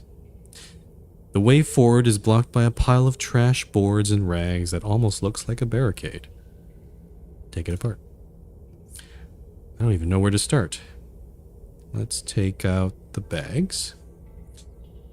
You try and pick up a trash bag, but the contents are too heavy and the bag rips. What the? Dust pours out of the bag and gets in your eyes. Oh, I guess we're climbing over. You poke around the supports with your foot. One of the trash bags seems to be full of rocks or bricks. Oh. I see. Okay, so that's what she means. Trust the bag of bricks. You put your weight on the bag, then throw your other leg over the barricade of boards. but your pant leg gets caught on a nail sticking out of a board. Oh, come on. Free one of your hands and carefully unhook the nail. You shift your weight to your right hand and try to unhook your pant leg from the nail. Can't get it. Damn it. Come on, you're so close. Yeah. Phew. Your pant leg is free. You jump the rest of the way over the barricade and land on your feet. You hear a voice over the radio somewhere up above. Oh, they're on a manhunt now. We're a fugitive. Or not yet, anyway. Final warning. Bob, operator of Train 42, your time is up. Leave town immediately or your train will be confiscated. You were right. There's definitely no going back. Okay, that's one barricade. Let's go on to the next one. Your path is blocked by another pile of wreckage. This one has tons of broken glass scattered around it. Oh, glass. Ugh. I'd be more careful here. Get a running start or jump over the obstacle. That sounds like a bad idea. Or painstakingly pick up the shards of glass. I feel like it's going to take a long time, though. You pick up a nearby bucket and start tossing the shards of glass into it. Roderick doesn't seem impressed. Another shard goes in the bucket. And another one. And another. Can't you go any faster? It'll be nighttime soon. Your hand twitches and a small shard of glass embeds itself in your finger. Ow! Sorry, I thought you were done already. Shoot. You straighten up and it looks like you are in fact done. Now you can try and jump over the obstacle. Oh. Okay, so I guess that was the right thing to do. You get a running start. You begin to pick up speed. Not yet. You keep running. Why aren't you jumping? I don't know. Okay, jump. Too late. Oops. Are you alive? You broke down the whole barricade with your body. I felt it. Are you in one piece? Oh, there's a typo there. I'm not sure. Damn. I think my shoulder is... You stand up with some difficulty. I'm glad I didn't take away my last piece of health. I'd be dead. Because of that. Alright. Third barrier. I think this is the last barricade. Well, it's not like I can get any dirtier. So, this is Lindef Jr. speaking. A joy storm is approaching. It will hit us in 5 minutes. A joy storm? You could certainly use one of those. So, in case you forgot, in this world there's a bunch of different types of storms. Like, there's actually things like fear storms, fire storms, terror storms. Like, apparently most of them are kind of bad, or pretty bad, but there's also one type that's called a joy storm, and apparently the joy storm always tries to go over the town. We don't know what kind of effects it's going to have. I assume it's going to be something, full of joy. After this junkyard, even an ordinary storm would make me happy. The pile in front of you doesn't look particularly big. I don't even care anymore. Charge straight into the barricade. Examine the pile carefully. It's a bunch of junk. I feel like you can probably just step over it. He's right. Oh, thank goodness. You carefully lift one leg over the pile and quickly find yourself on the other side. That was easy. Joy storm, 3 minutes. Ooh. Come on, hurry and get outside. Okay, let's see what's in this upper district. Oh, wow. This is interesting. Definitely the houses are... Oh. Shh. The Joy Storm has arrived. I repeat, the Joy Storm... Dad? Is that you? You hear the sound of sand pouring out. It's getting closer. Soon it envelops your whole consciousness. Oh, this is... I think the joy... It seems like the Joy Storm is everyone getting LSD. They're all getting hallucinations. You're suddenly overtaken by such a strong emotion that you involuntarily lean forward. It's like you're drowning in a calm, relaxing sea. Peace and quiet. You turn your head to the left and see your sister standing behind you. Oh, he has a sister. He hasn't mentioned... We know about... you know, he had a lover, but he hasn't mentioned a sister so far. The character we're playing. You're happy. She's not in danger anymore. Oh, he has brothers too. You turn to the right and see your brothers. What? They're sitting next to you, all 10 brothers and you. That's a... 10 brothers and 1 sister. No, 11, because including him. It's a big-ass family. They're wearing strangely colored armor. You look down and see that you have the same armor on. You touch the armor. A piece flakes off, burning your hand. The image starts to fade. The vision passes, and in its place you're filled with an unbelievably nostalgic sense of longing. Etienne? It's evening already. How long was I out? A pretty long time. Long enough that I started to worry about you. Dad, we need to hurry. So how was it? Strange. Like I was home. It seems like Roderick wasn't affected by the Joy Storm. I do that again. Oh, it is really nighttime. Well, the only things I can interact here are... There's 2 doors and a tired man. So let's check. This door is locked. This one. Okay. It's locked, but judging by the smell, someone inside is... Oh. I couldn't read that in time. One thing again, another little UI pet peeve. A lot of those tooltips don't last long enough for me to read. So, yeah, there's no way to adjust it. It's not great. This poor guy is sitting on the ground, leaning against a wall. An idiotic grin is lighting up his face. Hey, you okay, friend? They might still be under the effect of the Joy Storm. Marie, you're such a good girl, Marie. Looks like he's still caught up in the Joy Storm.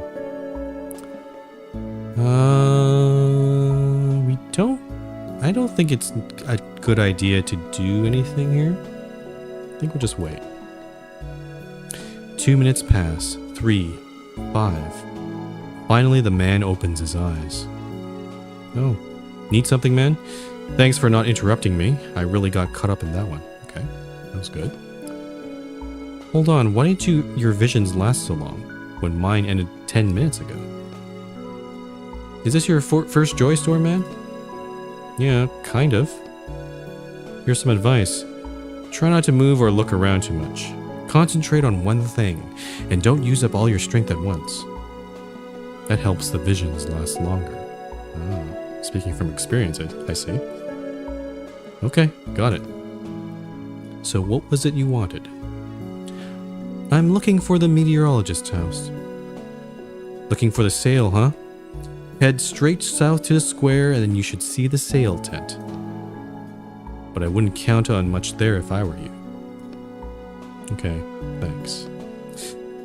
So again, there's an old meteorologist and a new one. The old one died or something. I'm not sure. It's not entirely clear. But again, in this world, if you die or are exiled or whatever, the state or the society seems to take all your stuff and sell them. Alright, we got this environment here. There's a worker down here. There's two resting women. And nothing else really to look at here. The women look you over suspiciously.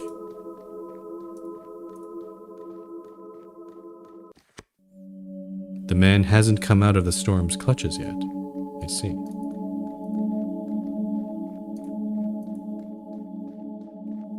Why is there such an ominous ominous light here? That's weird. Oh. Meteorologist's wife's counter. Interesting.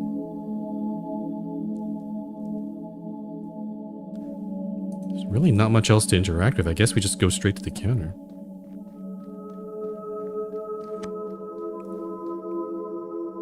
You see devices lined up on a dusty counter. Are you out of your mind with prices like that, you old hag? An old man standing nearby calls out in the direction of the counter. A tired-looking woman is behind the counter, and you see the slightest flame of hope flare up in her eyes when she sees you. Another one. If you're just here to look with no money, then get lost. The counter is still surprisingly full, considering the meteorologist died a whole 3 days ago. Oh, I guess sales are not doing too hot here. Are you selling the meteorologist's possessions? Yes. All my husband's things are right here. Anything catch your eye? Let's examine the counter. Let's look first. The counter is covered in devices of all different sizes and complexities. Which one controls the weather? I don't know. The text says it's a device covered in switches and dials. It could be anything here. They're all covered in switches and dials. How about we look at the most worn out ones? That look like they've been used every day. There are two that fit that description. Ask her about the left one. How much for this device? 100 bags of sand. Oh, God. Oh, I see. So she's not selling them because she's marked them up exorbitantly with such high prices. The price is firm, she says this harshly. My husband didn't make all of these devices or whatever by hand just for them to be given out for free. I paid 10 bags of sand as a bribe just to get in here, and for that I had to crawl through a sewer. A bribe? And you want 100 bags for some piece of junk? Just grab it and jump out of the book. We'll figure it out later. Why are you seeing junk here, you jerk? Get lost. I'm calling the guards. She grabs a radio attached to a pillar. Uh-oh. I think we're going to reach the end of this book pretty quickly. I thought there was going to be a lot more, but it seems like... Just grab the devices. Damn it, Etienne. Do it. You're the one who deserves to be arrested. 100 bags. You're insane. That's what I said. She's insane. You hear the old man shouting from behind you. You're not sure why he's still here. Hands up. You turn slowly and see two guards with their clubs raised and ready. That's him. He tried to steal my husband's possessions. Arrest him. I was just looking. Don't worry, miss. We'll handle this. Both guards start slowly walking towards you. Alright, what do we need to do here? So, we can grab a device and throw it at the guards. Grab the first device you see and try to use it. Try to run away. I don't Trying to run away is probably not going to work. Grab the first device you see and try. I don't think we can figure out how to use any of these devices. Though maybe we might get lucky and maybe it'll do something. Let's try this one. You grab a random device off the counter and start pushing every switch and button you see. Or button mashing. The guard and the meteorologist's wife watch you in silence. I don't think that's going to help much. Just run. Oh, okay. You hear the whooshing of a club somewhere behind you. Watch out. Bam. Etienne. Silence falls. And darkness. You open your eyes. It's cold. Damn it. Was I out for long? Silence. Damn, guards. You rub the back of your head, which is throbbing. Did anything else happen while I was passed out? I think Roderick was also taken. Silence. Roderick? You tilt your head looking for the cage, but it's gone. Damn it. Okay, so we've been basically plopped out in the middle of the desert. Let's look around here.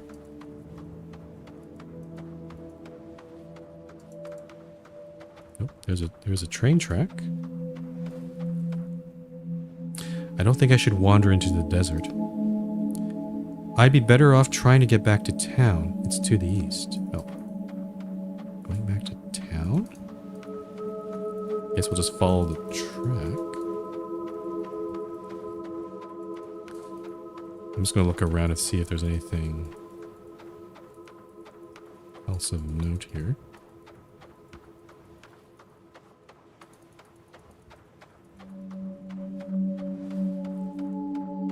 Oh, town's right there.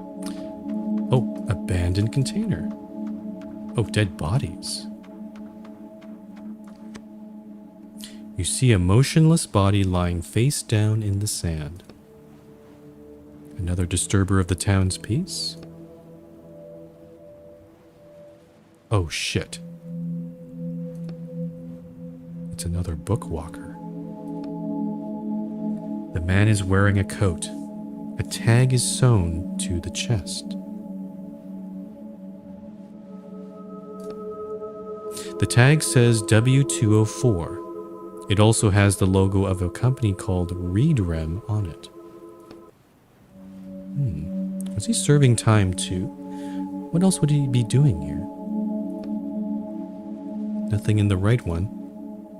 In his left pocket you find some cash and some old faded checks. One of them is for phone service.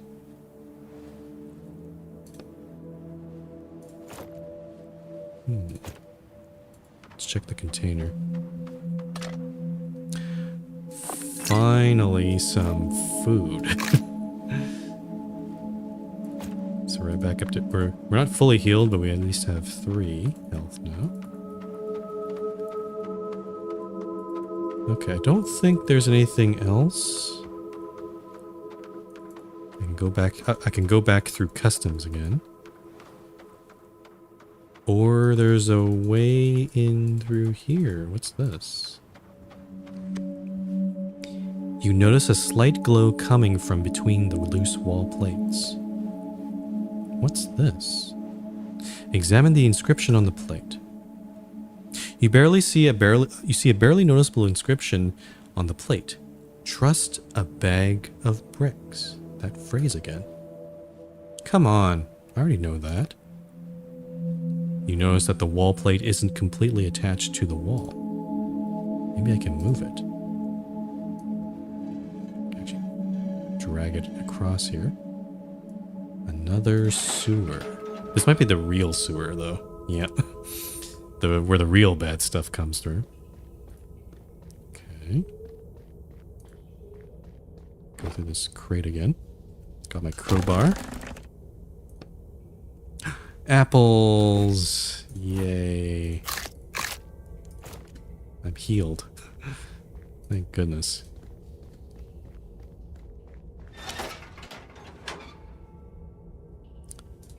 Alright. What am I doing here? What am I dealing with here? We got a crate here. A locked grate on this side. Can I get into this thing? Also a crowbar. Bread. Final. Okay. I'm a little worried that now that they're giving us all the health items, there's probably going to be some fights up ahead. And it kind of makes sense considering we're definitely a fugitive by this point. Right behind the grating, you see a path leading out of the sewer. Shake the grating. It won't budge. Curse at it. Come on, you stupid hunk of metal. I almost made it. Keep shaking. Nothing happens. Lose heart or shake the grating like a psycho. I'm gonna lose heart. Well, this is just great. I was so close. But looks like this is the end. Remember that you have ink you can use that you've used on plenty of other occasions. Oh, right. I'm a writer. Right? You hesitate for a second. Use ink to weaken the grating. The ink envelops the bars of the grating and they start to slowly rust. Bang. You easily knock them out of place and clear your path. Done. I'm coming, Roderick.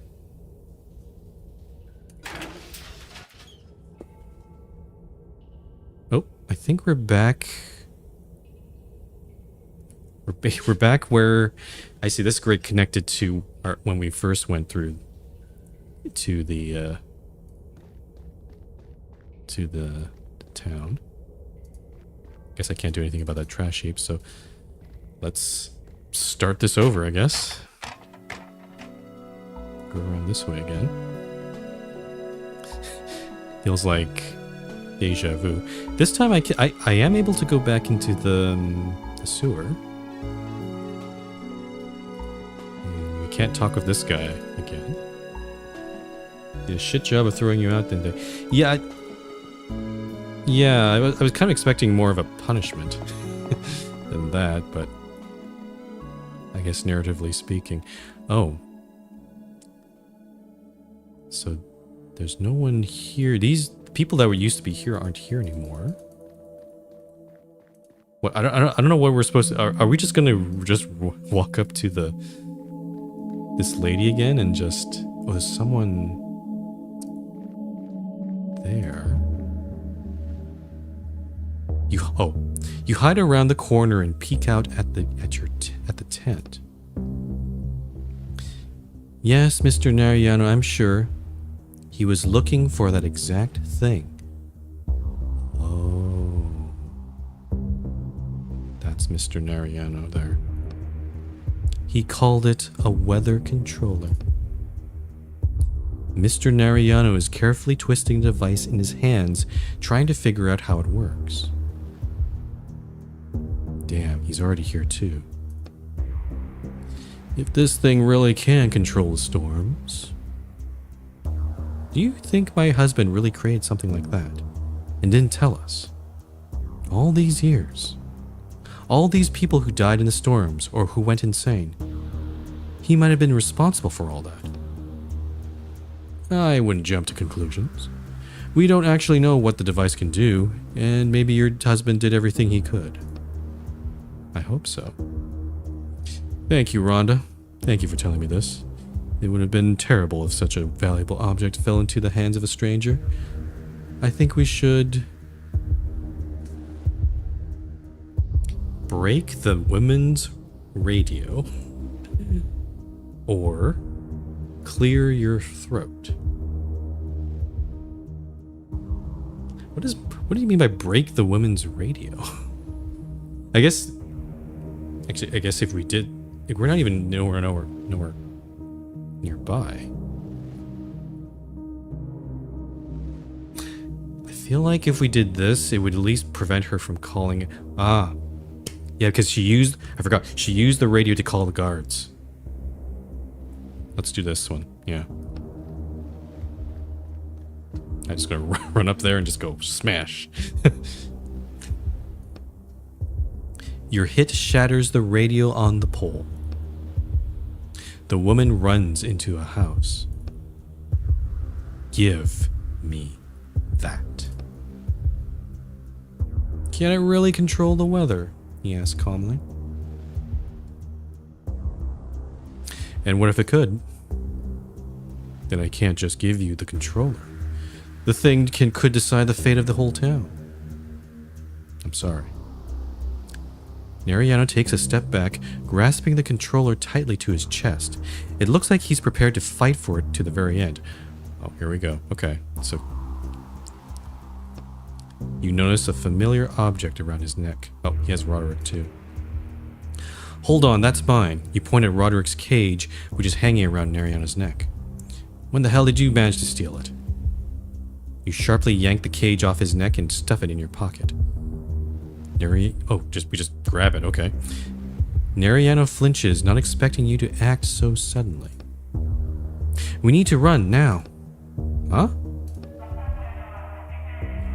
Shh. Attention all residents. This is Lindef speaking. There's a death storm coming. I repeat, a death storm is approaching. Start evacuating. We have 10 minutes. Did you push something? No, I didn't touch it. We need to stop the storm. Give it to me, now. Not a chance. Narianos takes a step forward. Tell me how to work it and I'll stop the storm. I don't actually know, but I can try to figure it out. I'm looking for the instructions. Then what use are you? You're just going to let people's lives depend on your attempt to try and figure it out? Let me at least look at the display. I can see what it means. Psh, Death Storm, 7 minutes. Hurry! Anyone with an empty train, take on Upper District residents. Psh, Train 12 is causing a jam at the exit. The wheel fell off. Uh-oh.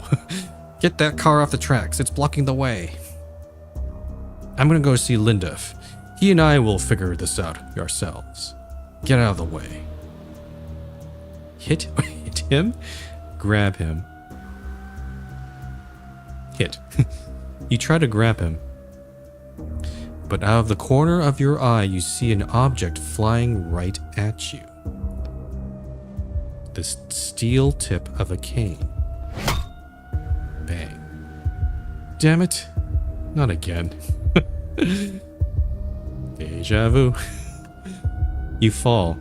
Right before you hit the ground, you see Nariano climbing the stairs to the meteorology tower. You open your eyes and get up with some difficulty. Finally, get up the tower quickly and grab the controller. Psh. I don't know anything about a controller. My father didn't tell me anything. Oh. Nariano's talking with the guy on the speakerphone. He's trying to figure out how to work it. Psh, darn, wrong button. Psh, I need to check the stormometer. Warning, death storm in 2 minutes. Psh, I don't know either. Just push something, Mr. Nariano. Let's go. One final push. This has been such a long day. Yep. I'd be exasperated too after going through all that. Is this the tower right here? No. It's kind of small.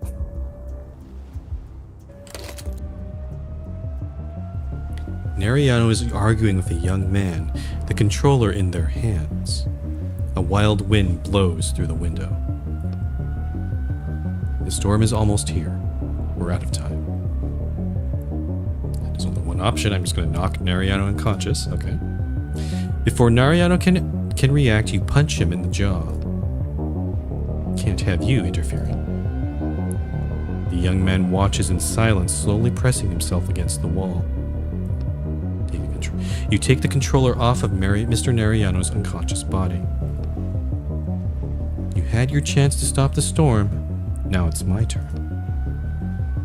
The young man presses himself against the panel of instruments, Red lights are flashing all over it. 30 seconds, he says, taking a quick glance out the window, then squeezing his eyes shut. Oh, you can actually see... Hold on. In this little window here, you can see the trains running away. It's kind of cool. And there it goes. That's fun. Examine the weather controller. Oh, look at this thing. Oh no, that's a... Dozens of buttons and switches, and not a single one is labeled. Oh, what? What a terrible user interface. What the hell is this? What an egotistic asshole. The look the young man shoots you is filled with 10% understanding and 90% fear of dying in a death storm. Oh shit. There are 3 big switches above the display. Start with those, and I'll check the text. But there's not much about it here either. Oh. Okay, it seems like we're gonna have to do some trial and error here. Let's go backwards. 3rd switch. The device starts vibrating. Whatever that means. 1st switch? The switch clicks loudly as it moves. Then a multitude of indicators and buttons light up on the display. Let's see. You spin the device around trying to decide what button to push now. The wind coming in through the window picks up and a strange metallic taste starts filling your mouth. You smell burnt metal. What is this? I don't know if I did I just get the combination right? I'm not entirely sure. Close your eyes and push a random button. Pray and push a random button. Scream and push a random button. Let's scream. Let's scream like a kid. The storm is still moving. Oh, we're just randomly. Okay, we'll close our eyes. It slowed down, but it's still getting closer. And finally we'll pray. It's moving away. It's moving away. Phew. You put the controller down with shaking hands, and you hear cheers from the people outside getting louder and louder. That was close. Way too much going on for my first day. He holds his head in his hands. Oh, everybody's here. A large crowd has gathered in front of the tower. The people around you are loudly discussing what just happened. I saw the storm move away at the last minute. I saw it with my very own eyes. It was just about to reach the town, but then it stopped. All right, calm down. The storm is gone. You can go home now. But what if it comes back? Well, you look at the controller in your hands. We'll just have to hope it doesn't come back. Why did it move away at the last second anyways? Yeah, why did it get so close to the town? That's never happened before. It's a long story. We drove it off, don't worry. We? Who's we? Ah, we can pin it on the young... So that guy was the young meteorologist, the one who took over from the old guy. So let's make him the hero. He was a young meteorologist. You put your hand on the young man's shoulder. Lindef, the young meteorologist, did an excellent job proving himself. He managed to neutralize the death storm at the very last second. Even though he has no idea what he did. He did absolutely nothing there. The crowd starts cheering. Hooray for Lindef. What do you mean neutralize? That's not important. What's important is that you're not in danger right now. We're trying to deflect off the crowd because we want to take the weather controller for ourselves. Now, time for me to go. You look out at the uncomprehending crowd before you jump, and your eyes slide over the people until they meet Lindef's, looking straight at you. Are you that... He gestures at the controller, which you already tucked under your arm as you prepare to jump out of the book. Listen, kid. This is your moment of truth, Etienne. What? Moment of...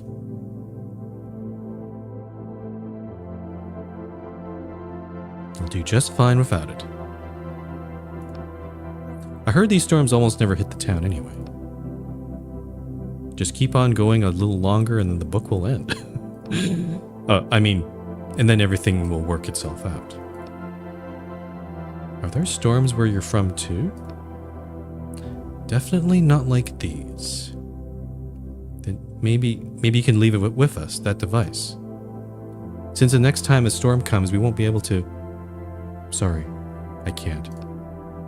This device is the only thing that's keeping me from something dear to me.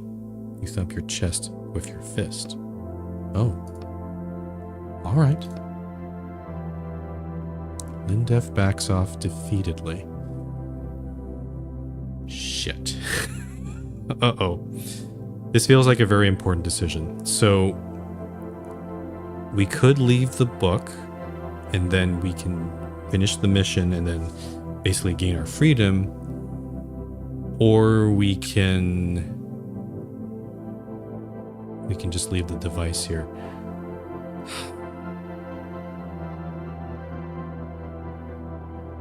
I kind of want to...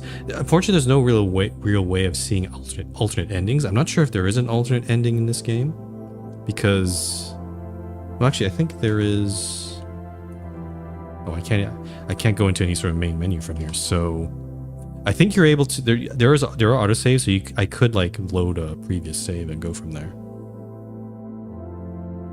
I think I'm just gonna leave the... I'm gonna leave because these are fictional characters. They're not... They seem real, but...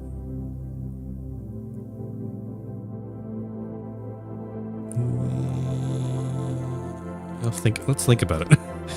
Damn it. You look around at the uncomprehending crowd. The people have gone quiet as they listen to your conversation of Lindef. It's just a book. It is... Think on it some more. The thing is, and this if you saw the previous parts of the game, the context here is that Roderick has been trying... He definitely has a very strong conscience. He's definitely against hurting people in the books, because he himself... This Roderick is actually a character from a book himself. He's just been kind of extracted out. But I think in general, he's a bit more ethical per se, and actually has some sense of morals. Damn you, Roderick, it's not that simple. All you do is sit there in my pocket. It's nothing to you. Whispers start running through the crowd. You hear snippets like insane and talking to himself. I can hand in this damn thing and get my shackles off. Do you understand how much that will change things? Do you understand how valuable it is to me? All the suffering I went through for this.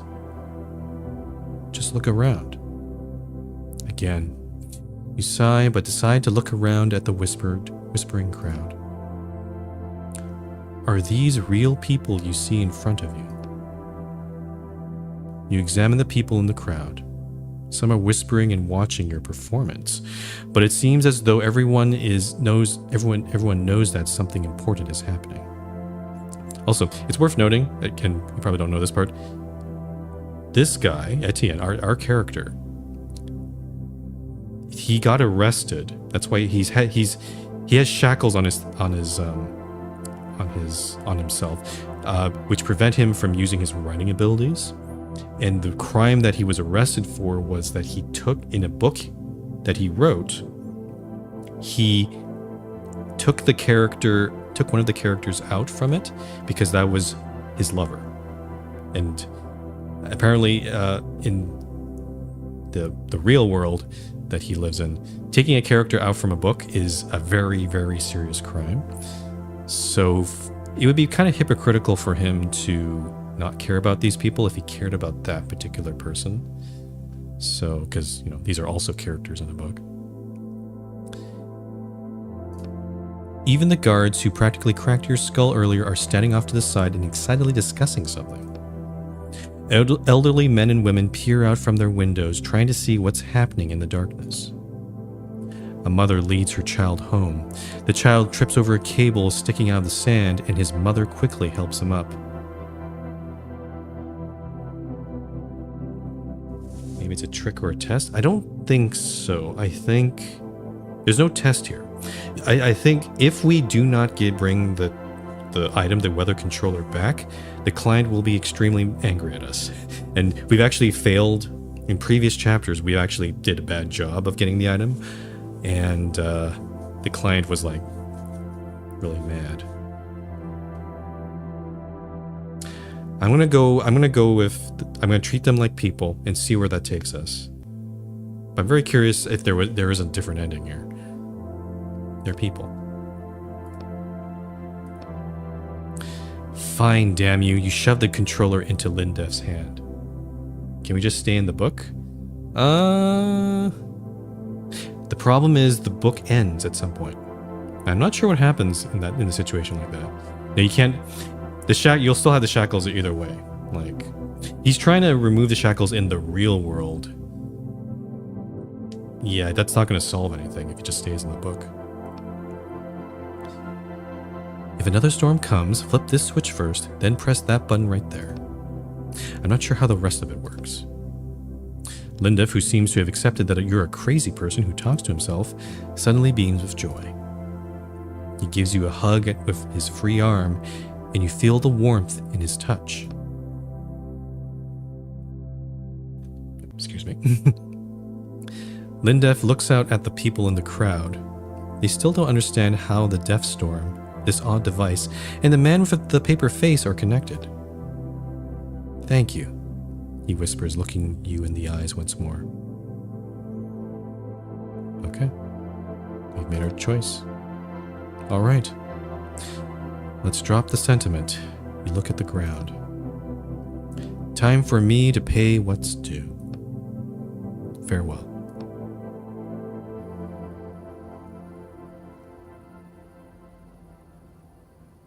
Okay. We have nothing. So we don't have the item. And this is probably the client angrily calling what's taking so long. Hello. Is the order ready? No? And it won't be ready. Are you turning down the job? Yes. I've had enough. I won't put any more innocent people at risk. So it's people. Very well. What do you mean, very well? I mean, I made a decent bit of cash off of you. Besides, walkers like you usually break much sooner. So, you actually did quite well in comparison. Ah. I guess maybe you're right, R&D. R&D, like, I guess it's not exactly a test, but the client is surprisingly... Because the last time they were like exploding on us, like explosive angry on us, but they're actually taking this quite well. You may not have finished your last job, but I think you've earned your freedom just the same. Wow. Huh? My shackles expert is on his way to you right now. Thanks, I don't... He'll be there in a few minutes, so... Why is our client being so surprisingly nice? See you soon, Etienne. See you soon. Is he coming? Is this person coming to us? Or maybe they're come here to assassinate us. That'd be more of a appropriate... Yeah.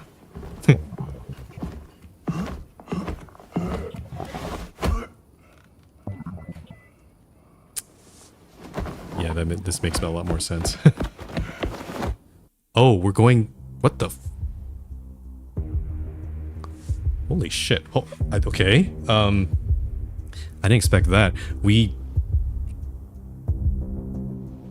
You've fallen onto the cold sand and your pursuers land nearby. So you want to do this the hard way. Damn, it's so cold here. Where's Vince? These are 3 other bookwalkers. He's waiting in the car just in case. Wait, Vince was on your side the whole time? That bastard. Deal with him quickly and I'll get the book ready so we can get to the collector. Can you handle this? Hey, anybody want to help me? I just saved your city a minute ago, come on. Oh, they went to bed. Your voice echoes through the empty square. It seems like everyone is in bed asleep already. Wow. Fine. Alright. So, these bookwalkers... This one has 8 health, these other ones have 7. So I'm gonna maybe try to focus on one of the 7 health ones. Drain... Oh, they can drain ink too. That's bad for us. Disable skill. I could try stunning and maybe get something different, but I'm worried about my health. We also don't have very much ink. So this might be very difficult.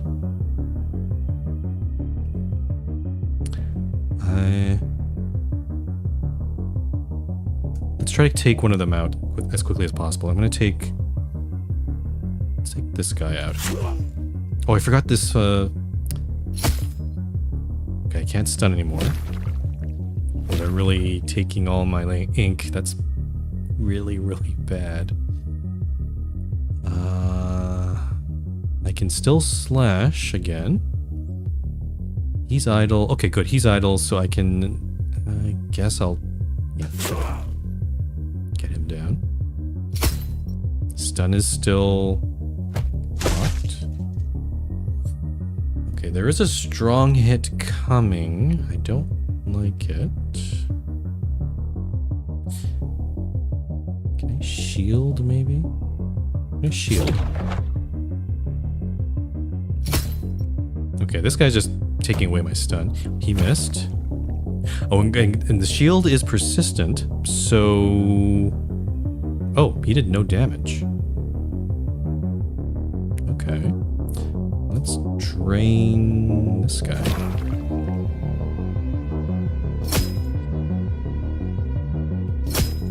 Okay, slash is gone. And he drained my ink again. Yeah. This is not good. I can... The only thing I can do is drain. I'll take this guy out. Okay, there's one hit there.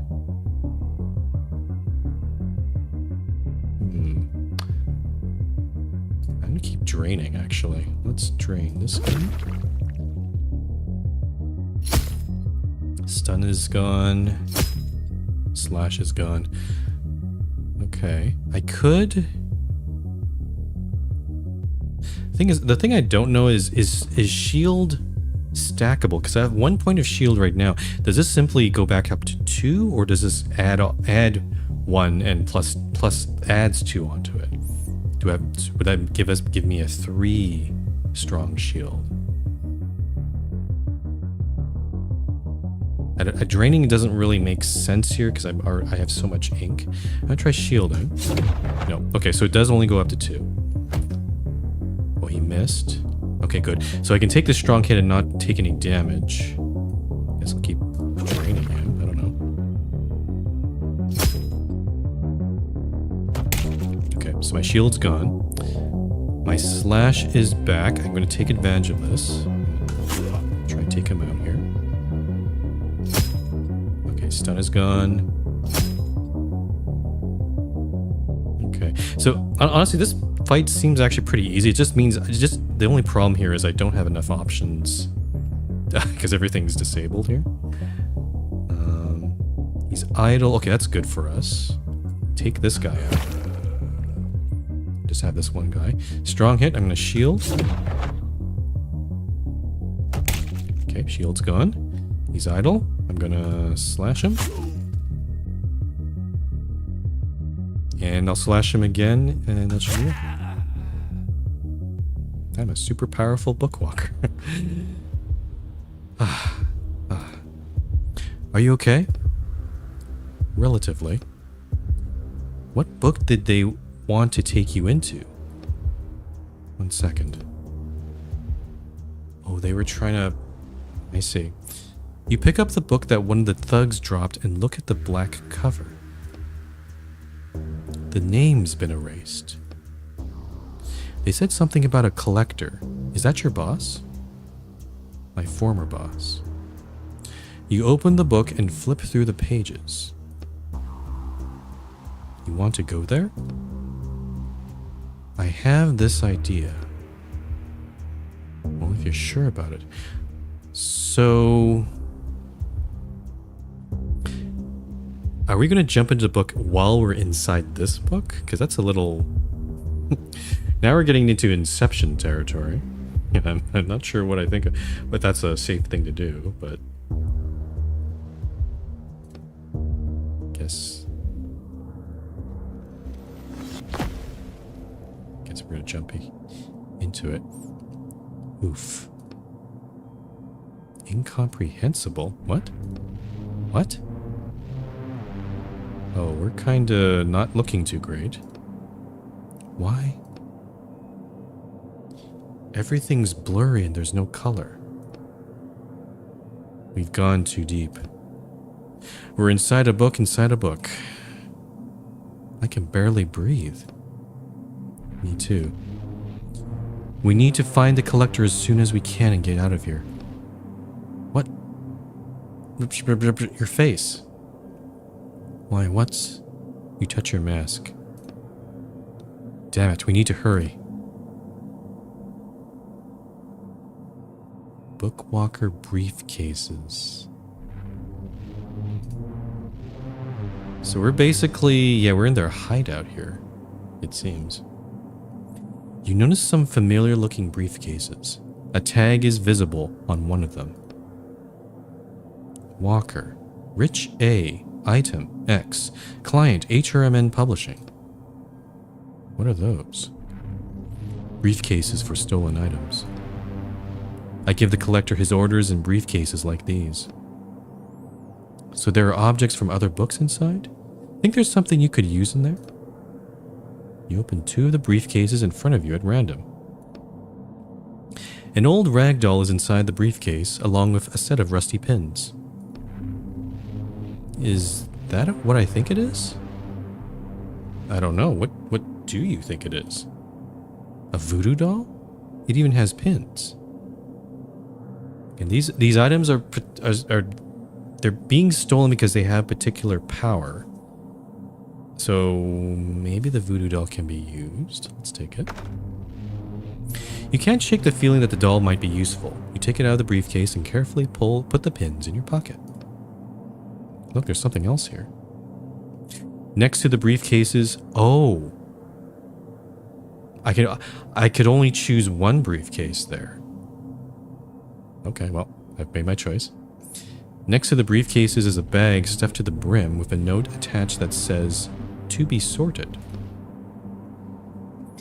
Inside you find a folded up cloak, an opaque glass capsule, a small wand, and an old broom.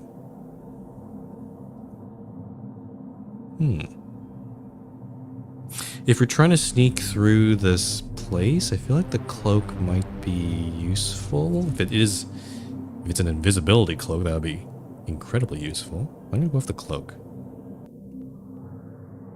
You try and unfold the cloak, but as soon as your hand slips inside, the cloak disappears. So does your hand. I knew it.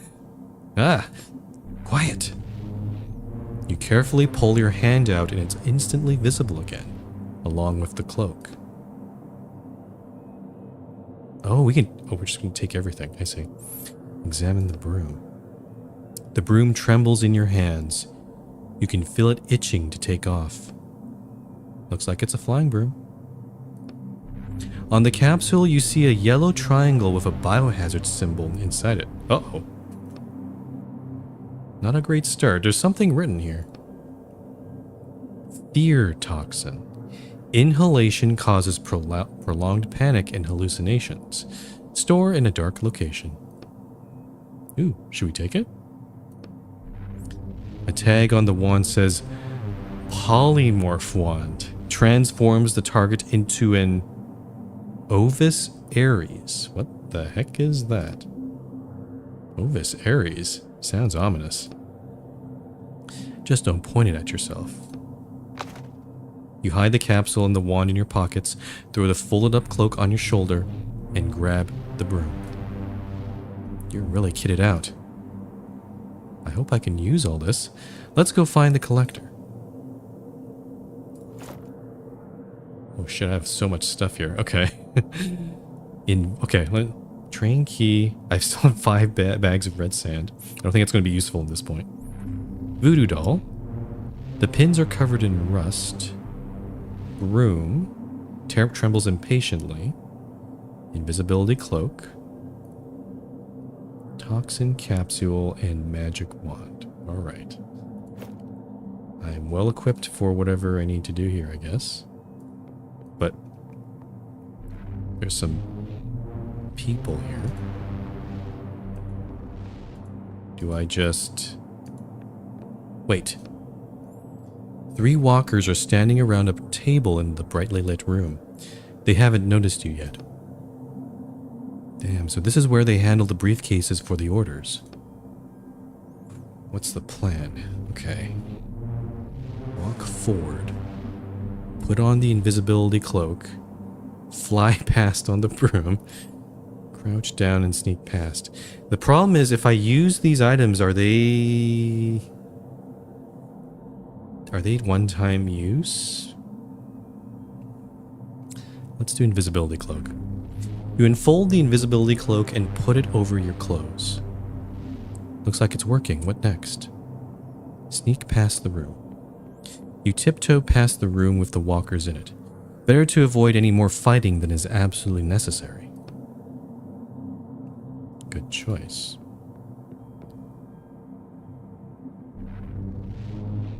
Actually, can I just look at the briefcases? Oh, whoops. Oh, shoot. Oops, I didn't realize. I thought we still had the cloak on. Who the hell are you? I work here too. Just started. Huh? Why are you talking so slowly? Oh, because we are in a book, our speech is slurred. Hit him with the broom. Use the wand. Let's use the wand. Fuck it. You take the wand out of your pocket and point it at the closest walker. Ovis Aries. A beam of blue energy bursts out of the wand and hits the walker in the chest.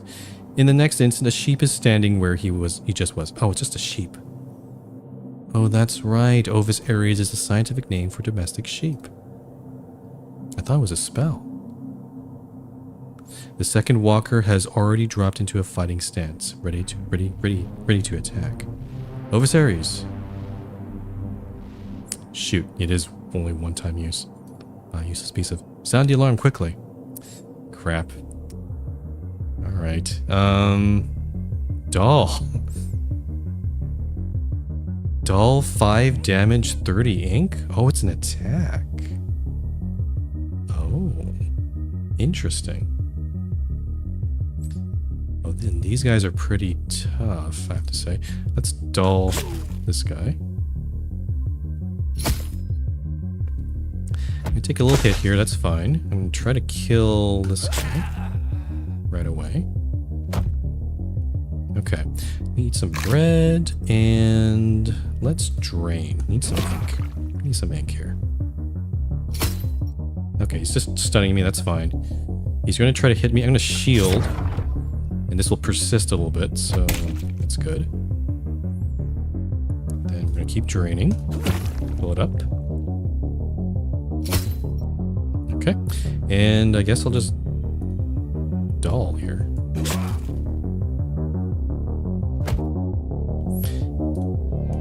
I'll just keep draining him, honestly. Yeah, he's not really doing much to me here.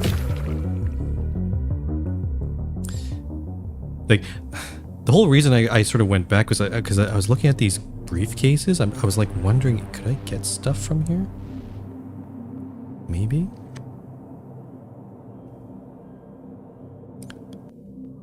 Oh, we can swap out the voodoo doll.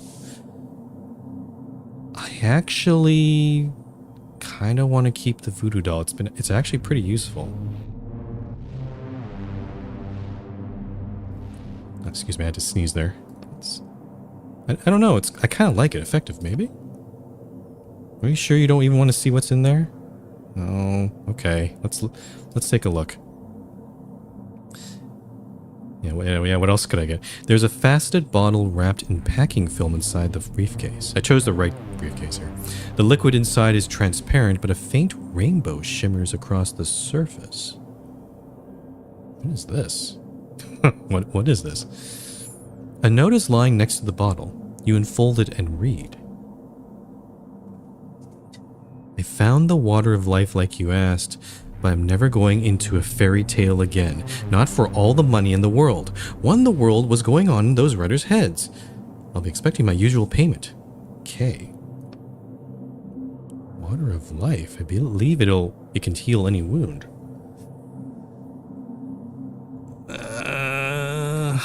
I'll take it. Just to see what it is. Oh, I see. Okay.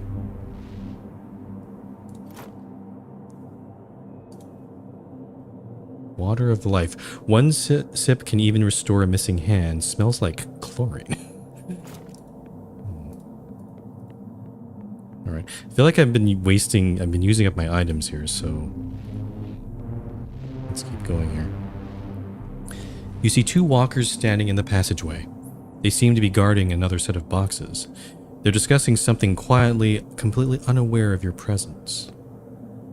I don't think you can squeeze past them. You should take off the cloak. It's only going to get in your way. Let's take it off. You take off the cloak and throw it over your shoulder. The walkers haven't noticed you yet. What's our plan? Put the cloak back on. Yeah, I think they're probably noticed me with the cloak, so we have to kind of sneak. Like right next to them. Fly past on the broom. Throw the toxin capsule. I think I can take these guys. Honestly, because what I'm worried about is some of these things... Oh, I think the wand, what I should have done is, there's probably different kinds of battles here, and there's probably a battle where there's like one really bad guy, and I should have used the wand on him to like just completely neutralize him. And there might be another one where there's like a whole bunch of guys, like maybe 5 or 6 of them. The toxin capsule will probably be useful there. But again, there's a kind of a risk here. If I use these things up, then, you know, like, there might, you know, might not have an opportunity later on to use them. So I think I can take them on. I'm gonna try this. One of the men notices you and blocks your path. Who the hell are you? Pretend to be a new hire. I'm new here. They hired me to help with the heavy lifting. What? Oh. I can still throw the toxin capsule. Or hit him with the broom. Guess I could do the capsule, maybe. Throw the cloak on him. Hit him with the broom. The broom I want to kind of keep.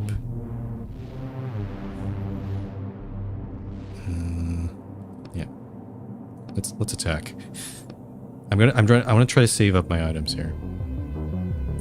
Okay, strong hit, disable skill. Let's restore 5 health, 40 ink. Oh, this thing's bad. This thing's bad. This requires 40 ink to use. I don't like this item, actually. I think the voodoo doll was better. I thought this didn't need ink to use.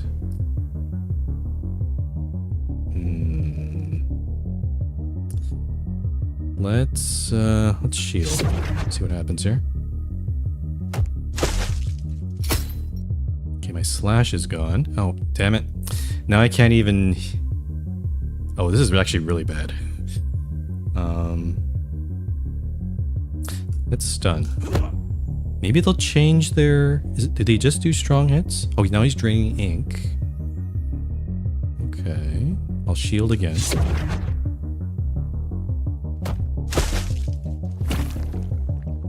Okay, my ink is kind of... Okay, now they switched to disable skills, so now I can... Let's do some...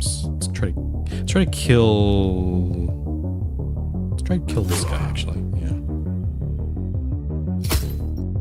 I should have kept the voodoo doll.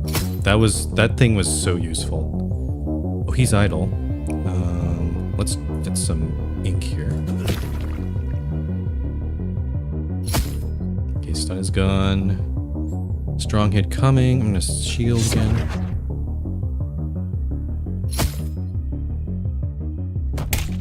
This fight is actually kind of difficult.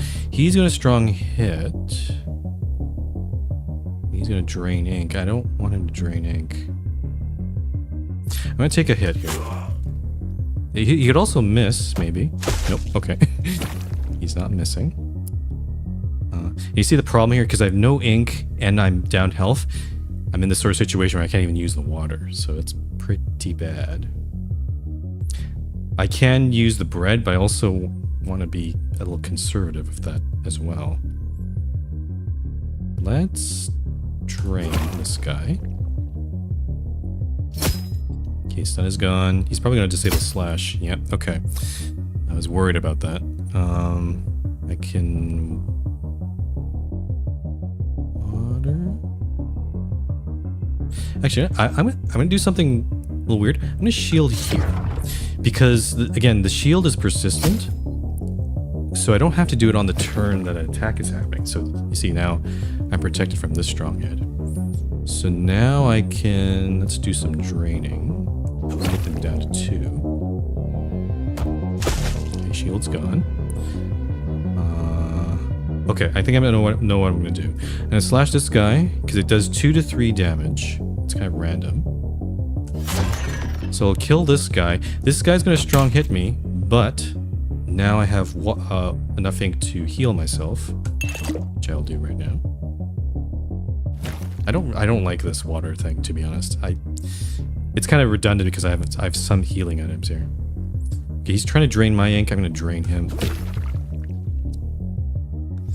Interestingly, these guys their drain ink abilities don't cause any health damage, whereas I do cause health damage.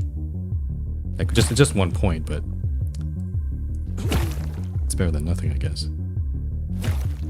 Okay, he's just draining me over and over again here. Okay, he's going... Okay, no, he's dead. Because I'm going to drain him, then drain him again before he can even get a hit out. I'm still at full health and ink, so... Yeah. Okay, you see up there? There's a bigger group up here. So I think I might use the toxin on him. There's a lone person over here. Stack of books, including the one... Yeah, toxin group. Stack of books, I couldn't read that. There's a librarian here. It's only one guy. The librarian is busy arranging books and probably wouldn't even notice an atomic bomb. Oh. I guess we'll just leave him alone then. Okay.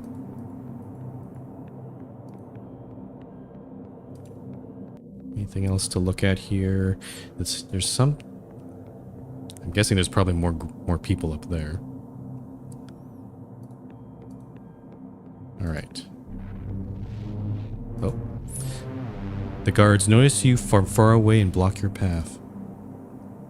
What's that noise over there? Is there a problem? Toxin. You wind up and throw the capsule of fear toxin at your enemies. It falls right between the 2 closest walkers and shatters. The other men turn away and cover their faces. Hey, stop! You! You see both men's eyes widen in horror. You're a monster! Help! Both walkers flee past in terror, keeping their distance from you, then disappearing into the darkness behind. So at least, sounds like we've halved the group. There's only 2 left now. Not bad. No time to relax, the fight's not over yet. Okay, I'm glad we used the toxin there. The other walkers simultaneously drop into fighting stances. Alright. Actually, they're only disabling draining inks. I'm just going to... Let's take the opportunity to try to take these guys down as fast as possible. Okay, stun is gone. Draining ink. This guy's trying to hit me. I think I'll shield. Because the hit's only going to do 1 damage. I still have 1 point of shield there. Okay, this guy's roaring up for a strong hit.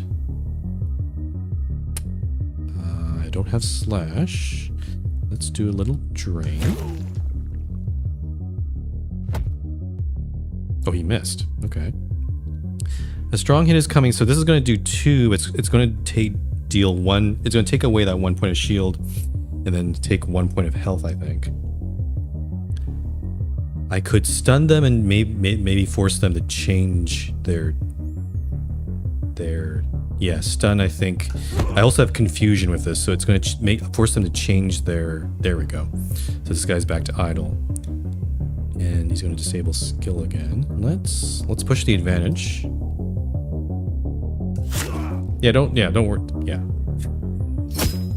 Of course, I'm streaming this, so there's going to be a little delay. I can kill this guy. Oh wait, hold on.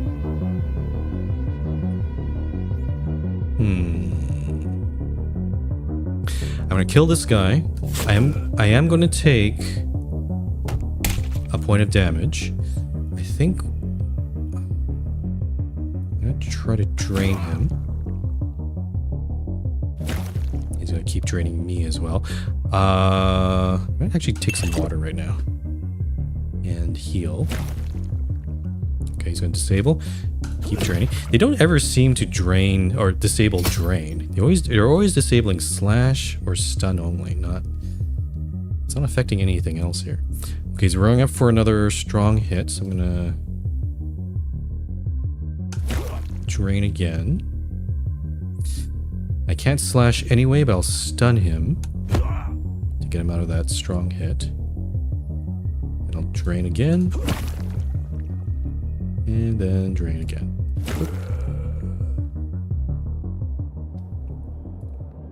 All cleaned up. Alright, so I've used the toxin. I still have the cloak. The broom is still there.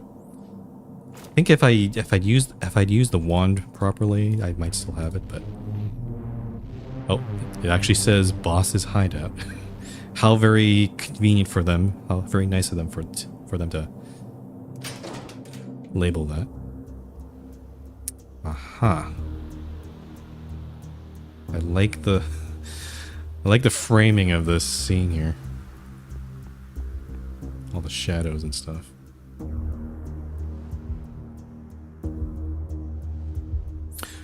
Alright, I give up. Just don't hit me, he smirks. Take off my goddamn shackles. You grab him by the throat. There's a slight problem with that. My shackles expert took the day off today. His daughter's sick. He's lying. Did he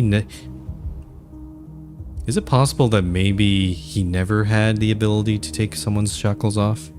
And that was a lie all the way through? I know. How about I call you when he's available, okay? It'll only be a few days. Bullshit. Do you think I'm an idiot? Well, if you really want to know. You promised me you'd take them off, so hold up your end of the deal. But you didn't hold up your end. I'll hold it up right now. You squeeze his throat harder. Calm down, you idiot. No one except the Riders Police can take them off. Yeah, I knew it. They were lying this whole time. Do you really think my own men would be walking around in shackles if I could take them off? I would build a literal empire stealing objects if I could do that. Not this stinking warehouse. Wait, I thought you had proof that he could do it. A friend told me about him. Wait, Vince told me about you. And then I found out he was one of your thugs. Was that all part of your plan? Well, this thing that's happening now wasn't. He rubs his throat. You're going to take off my shackles. I don't know how, but that's your problem now. Or what? Are you going to kill me?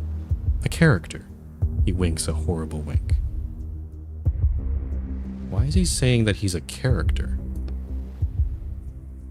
But you've turned into such a nice guy now, haven't you?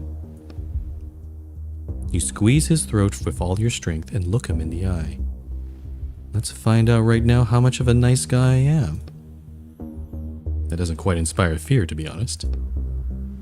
Let's finish this up quickly. I have things to do. Some important people will be here soon, and I'll be offloading a huge lot today. You turn around and see a stack of containers through the open door. Yes, that's right. Did you think I was just sitting here twiddling my thumbs? I'm about to close the deal of the century. Are those containers full of stolen items? Fit to burst.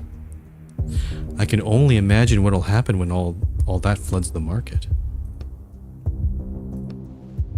He glances briefly at a monitor, where you can see henchmen running in your direction. Right. It certainly is time for us to finish up here. Hit him again. Grab him by the essence? What does this mean?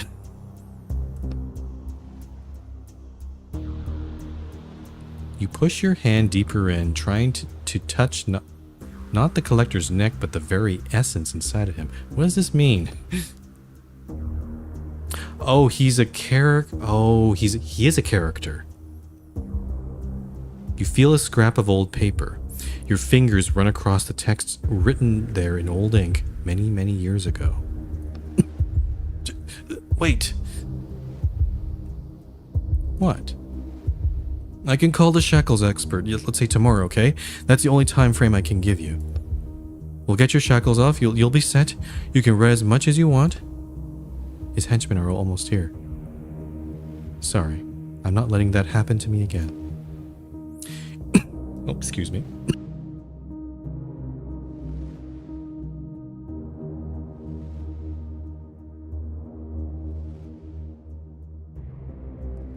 It's weird that I started coughing just as he was coughing too, as he was getting choked out. That's interesting. You grab his paper with both hands and start pulling it towards you. What are you thinking, Etienne? Don't worry. I've done this before. Oh, no. You see the client slowly separating from the book's environment, becoming something foreign. Oh, he's taking him out of the book. Damn, aren't his henchmen going to come for us? They don't have a direct route to that book. Besides, they won't like what's waiting for them there. Well, because they have to go through the town. They'll probably, okay. It'll make it a little bit more difficult for them to get to this book. You keep pulling the paper. It gets more and more difficult to pull. What's going on? Now is not the time to give up. No, I'm not giving up. This is as hard as I can pull. Oh, is there something... What now? They're right outside already. Now we add another force. You bend your knees, ready to jump upwards. You push off the ground. Oh, he's gonna do it while he's exiting the book. Oh my goodness. Okay. You hear an unbelievably loud crunching sound. So loud that it feels like the whole world must be able to hear it. With a ringing sound, the paper in your hand separates itself from the book and flies upwards towards you. Flies upwards with you. So we brought him here. Okay. Damn it, I think I twisted my knee again. What on earth was that? Where the hell am I? What have you done? He looks around. You'll find out soon enough. The collector suddenly jumps up and aims a gun at you. Whoops. Oh. It's an antique decorated with a swirling pattern. Take me back. Hey, calm down. Just calm down. Etienne? Hand over the book, now. Where's my book? I'm afraid nothing would come of it. Hey, don't joke around with him. That thing I just did, they'll hear it.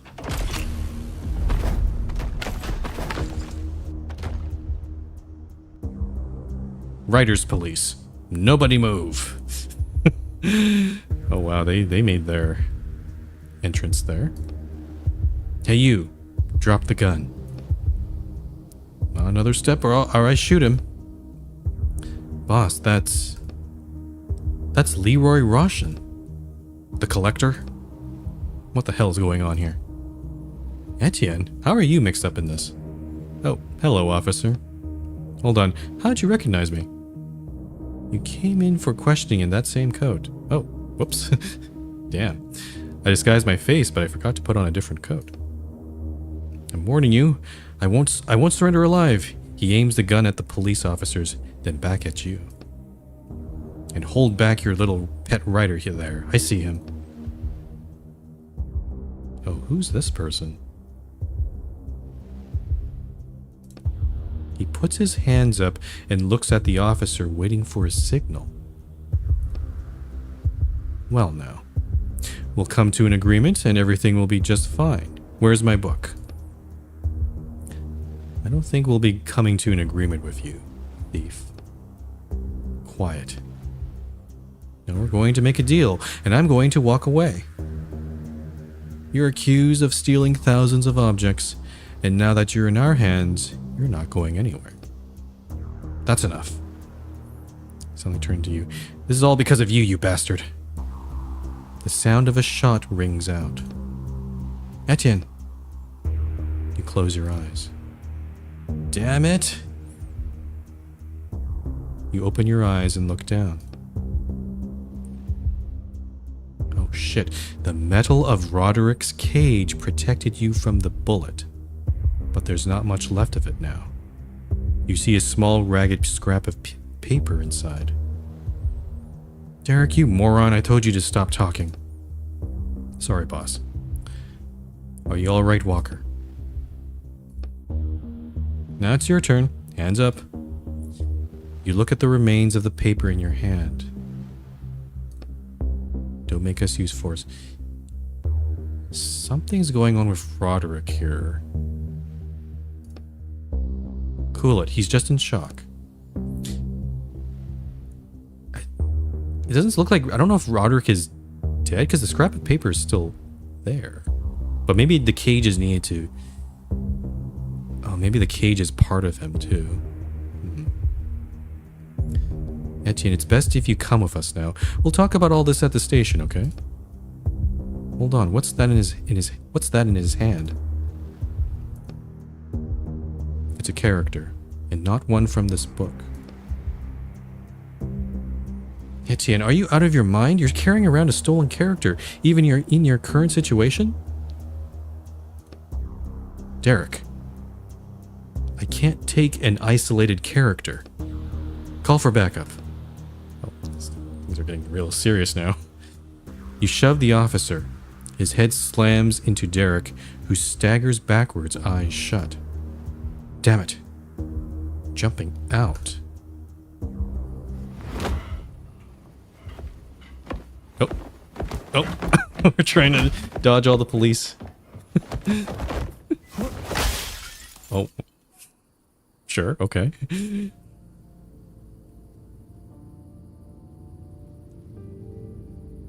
Is that it?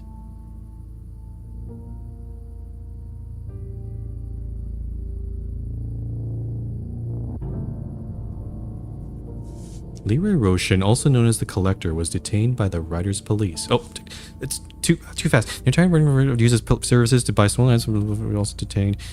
Sentences ranging from 5 to 15 years. This Etienne Quist was detained for 5 minutes after his escaped.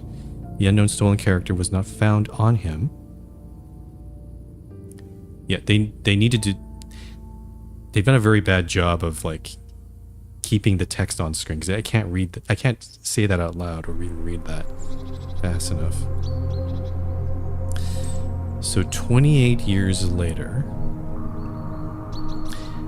So just for context, Roderick is...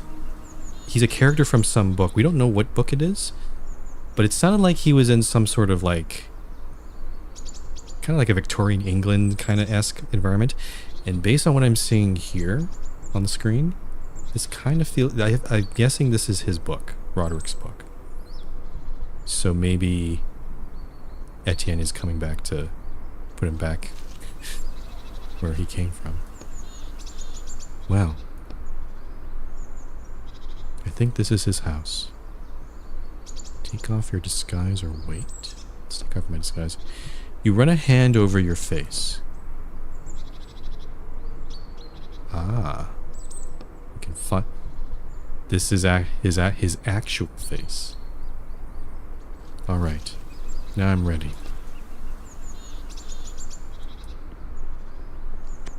An empty carriage.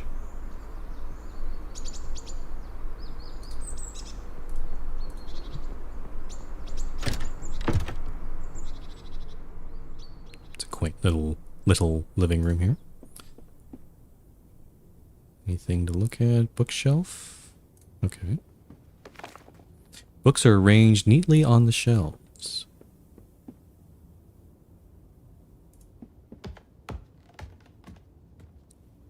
Second floor.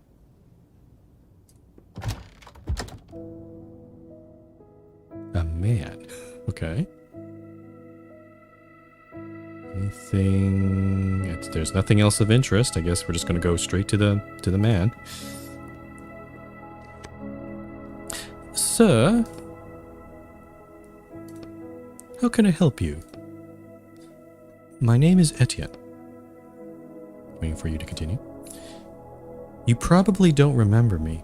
Oh, that's Roderick. We worked together a long time ago.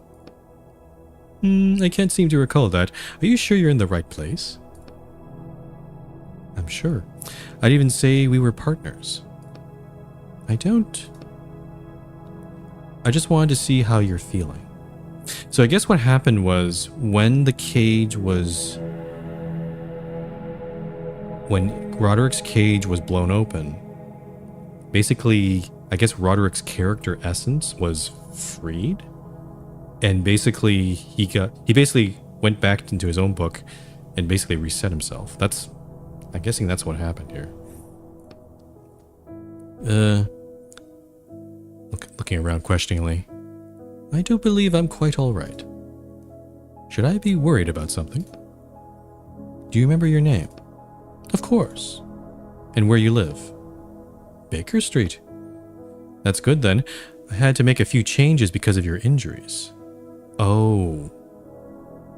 Etienne rewrote parts of the book. Injuries, sir? Yes, although it seems everything worked out.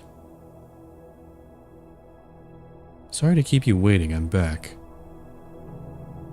Shh. Is Roderick Dr. Watson? This is so weird because we just played Crushed in Time, which Mr. Sherlock Holmes and Dr. Watson are the main characters. Watson? He nods to the man by the window. Holmes, he nods back. And you, sir? He looks questioningly at you. I'm on my way out. Someone you know, Watson? I'm not sure. Are you quite certain you're all right, sir? Yes, my apologies again for disturbing you. Well, I'm glad he's back. Huh, so that actually, that actually means that whatever book that we're in, that means the whole character of Watson was missing. which I can't imagine that pretty much disables the whole book, because like what is Holmes gonna do? We've always also seen like Holmes kind of can't solve the mysteries without Dr. Watson. So yeah. Well, time to head back. I'm glad you're doing well, friend. Okay, are we gonna see where this goes? Like, what happened to Etienne?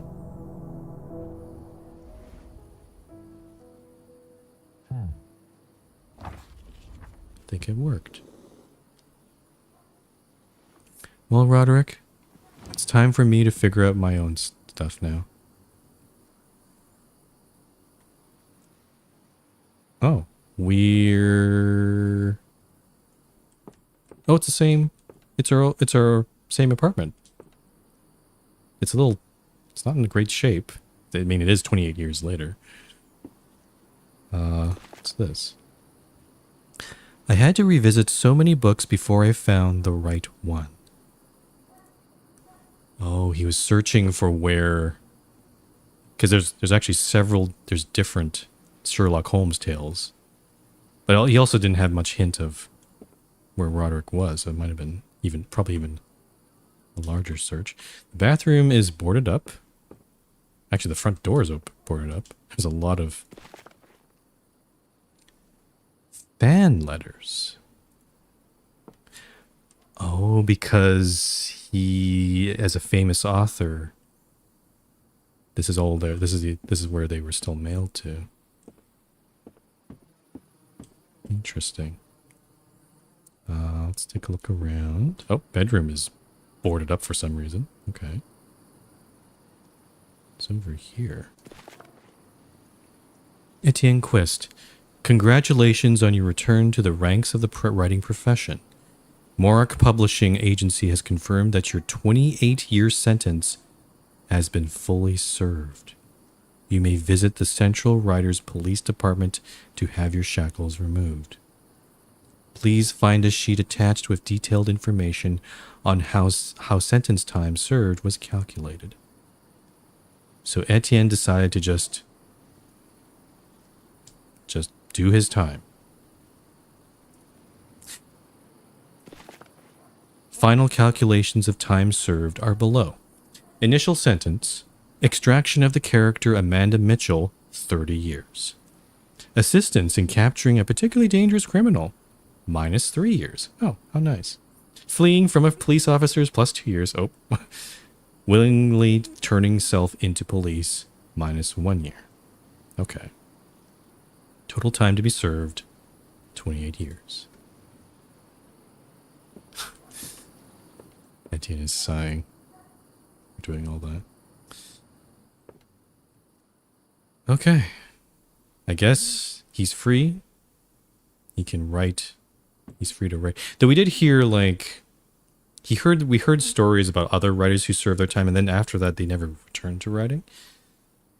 But I guess Etienne might be... He definitely helped Roderick, so I guess he's built different.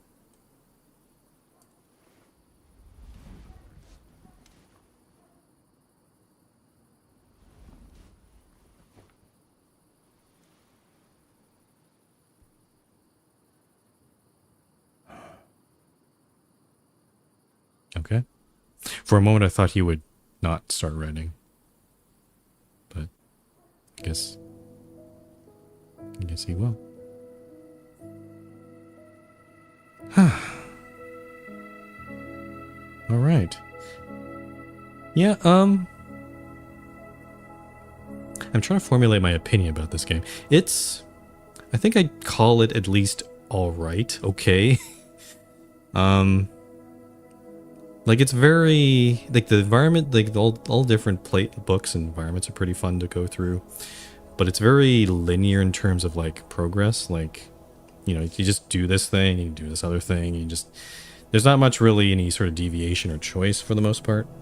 A lot of choices just end up in the same result anyway. So yeah, it's a fairly linear game. The fights are, you know, they're interesting. Yeah, I don't know. It's definitely not on the same level as other games I've played, like, that really deal with a lot of strong themes or really strong mechanics. So I wouldn't put it up on that sort of tier, but it's, for the most part, pretty solid, I have to say. Yeah. I'm glad this game's been sitting on my backlog for the longest time. I think I bought it like several years ago, but I never got around to playing it for some reason. And then I started streaming, and I figured, this seems like, one I should probably get around to. So I'm glad I finally got around to it. Yeah. Cool. Okay. So that's, I don't know if there's going to be a post-credits scene.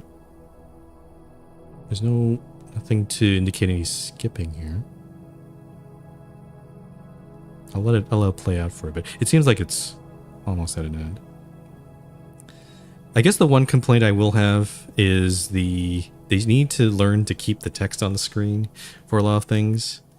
I could not read, especially during that last part, I could not read a lot of the dialogue there. And there we go. Okay. So that's the Bookwalker. Yeah, not sure what else to say. Guess that's it. So, hope you enjoyed that. Just a reminder for the schedule. I'm not going to be doing too many. I'm only doing 2 streams this week, so this is one of them. Tomorrow, I'm going to be going back to Database Detective. Again, another detective story, but this it's a very different game from this. I started playing it on Saturday because I couldn't get the altar's last variable to work. It's been crashing for me quite a bit recently, so I'm going to wait for a patch to come out for the altars and maybe try it again. So I'm putting that on hold. So yeah, Database Detective tomorrow. I'm going to have to relearn my SQL queries again. And yeah, no more other than next week. Not sure exactly what to do. The only big game that's coming out next week is Sovereign Tower, which I'm really looking forward to. Actually, I might as well say everything again because I muted myself during the beginning of the stream. So Sovereign Tower is coming out on the next Thursday, I believe. I played the demo for it. It seems really fun to me. Like, you're basically recruiting a bunch of knights and trying to send them off on quests. And they all have different personalities. It feels a lot like Yes Your Grace, if you know that game, because a lot of your subjects and will come in with they'll ask for favors and stuff like that. So yeah, hopefully, and I might start another game next week too, if we finish Database Detective tomorrow. So yeah. Yeah, if you want notifications on when we'll be going live, the best way is to follow me on my Blue Sky account or join my Discord server. The links for those are below in my About page on my Twitch page. And that's about it. So I'll see you guys tomorrow. Thanks for watching, and I will see you next time.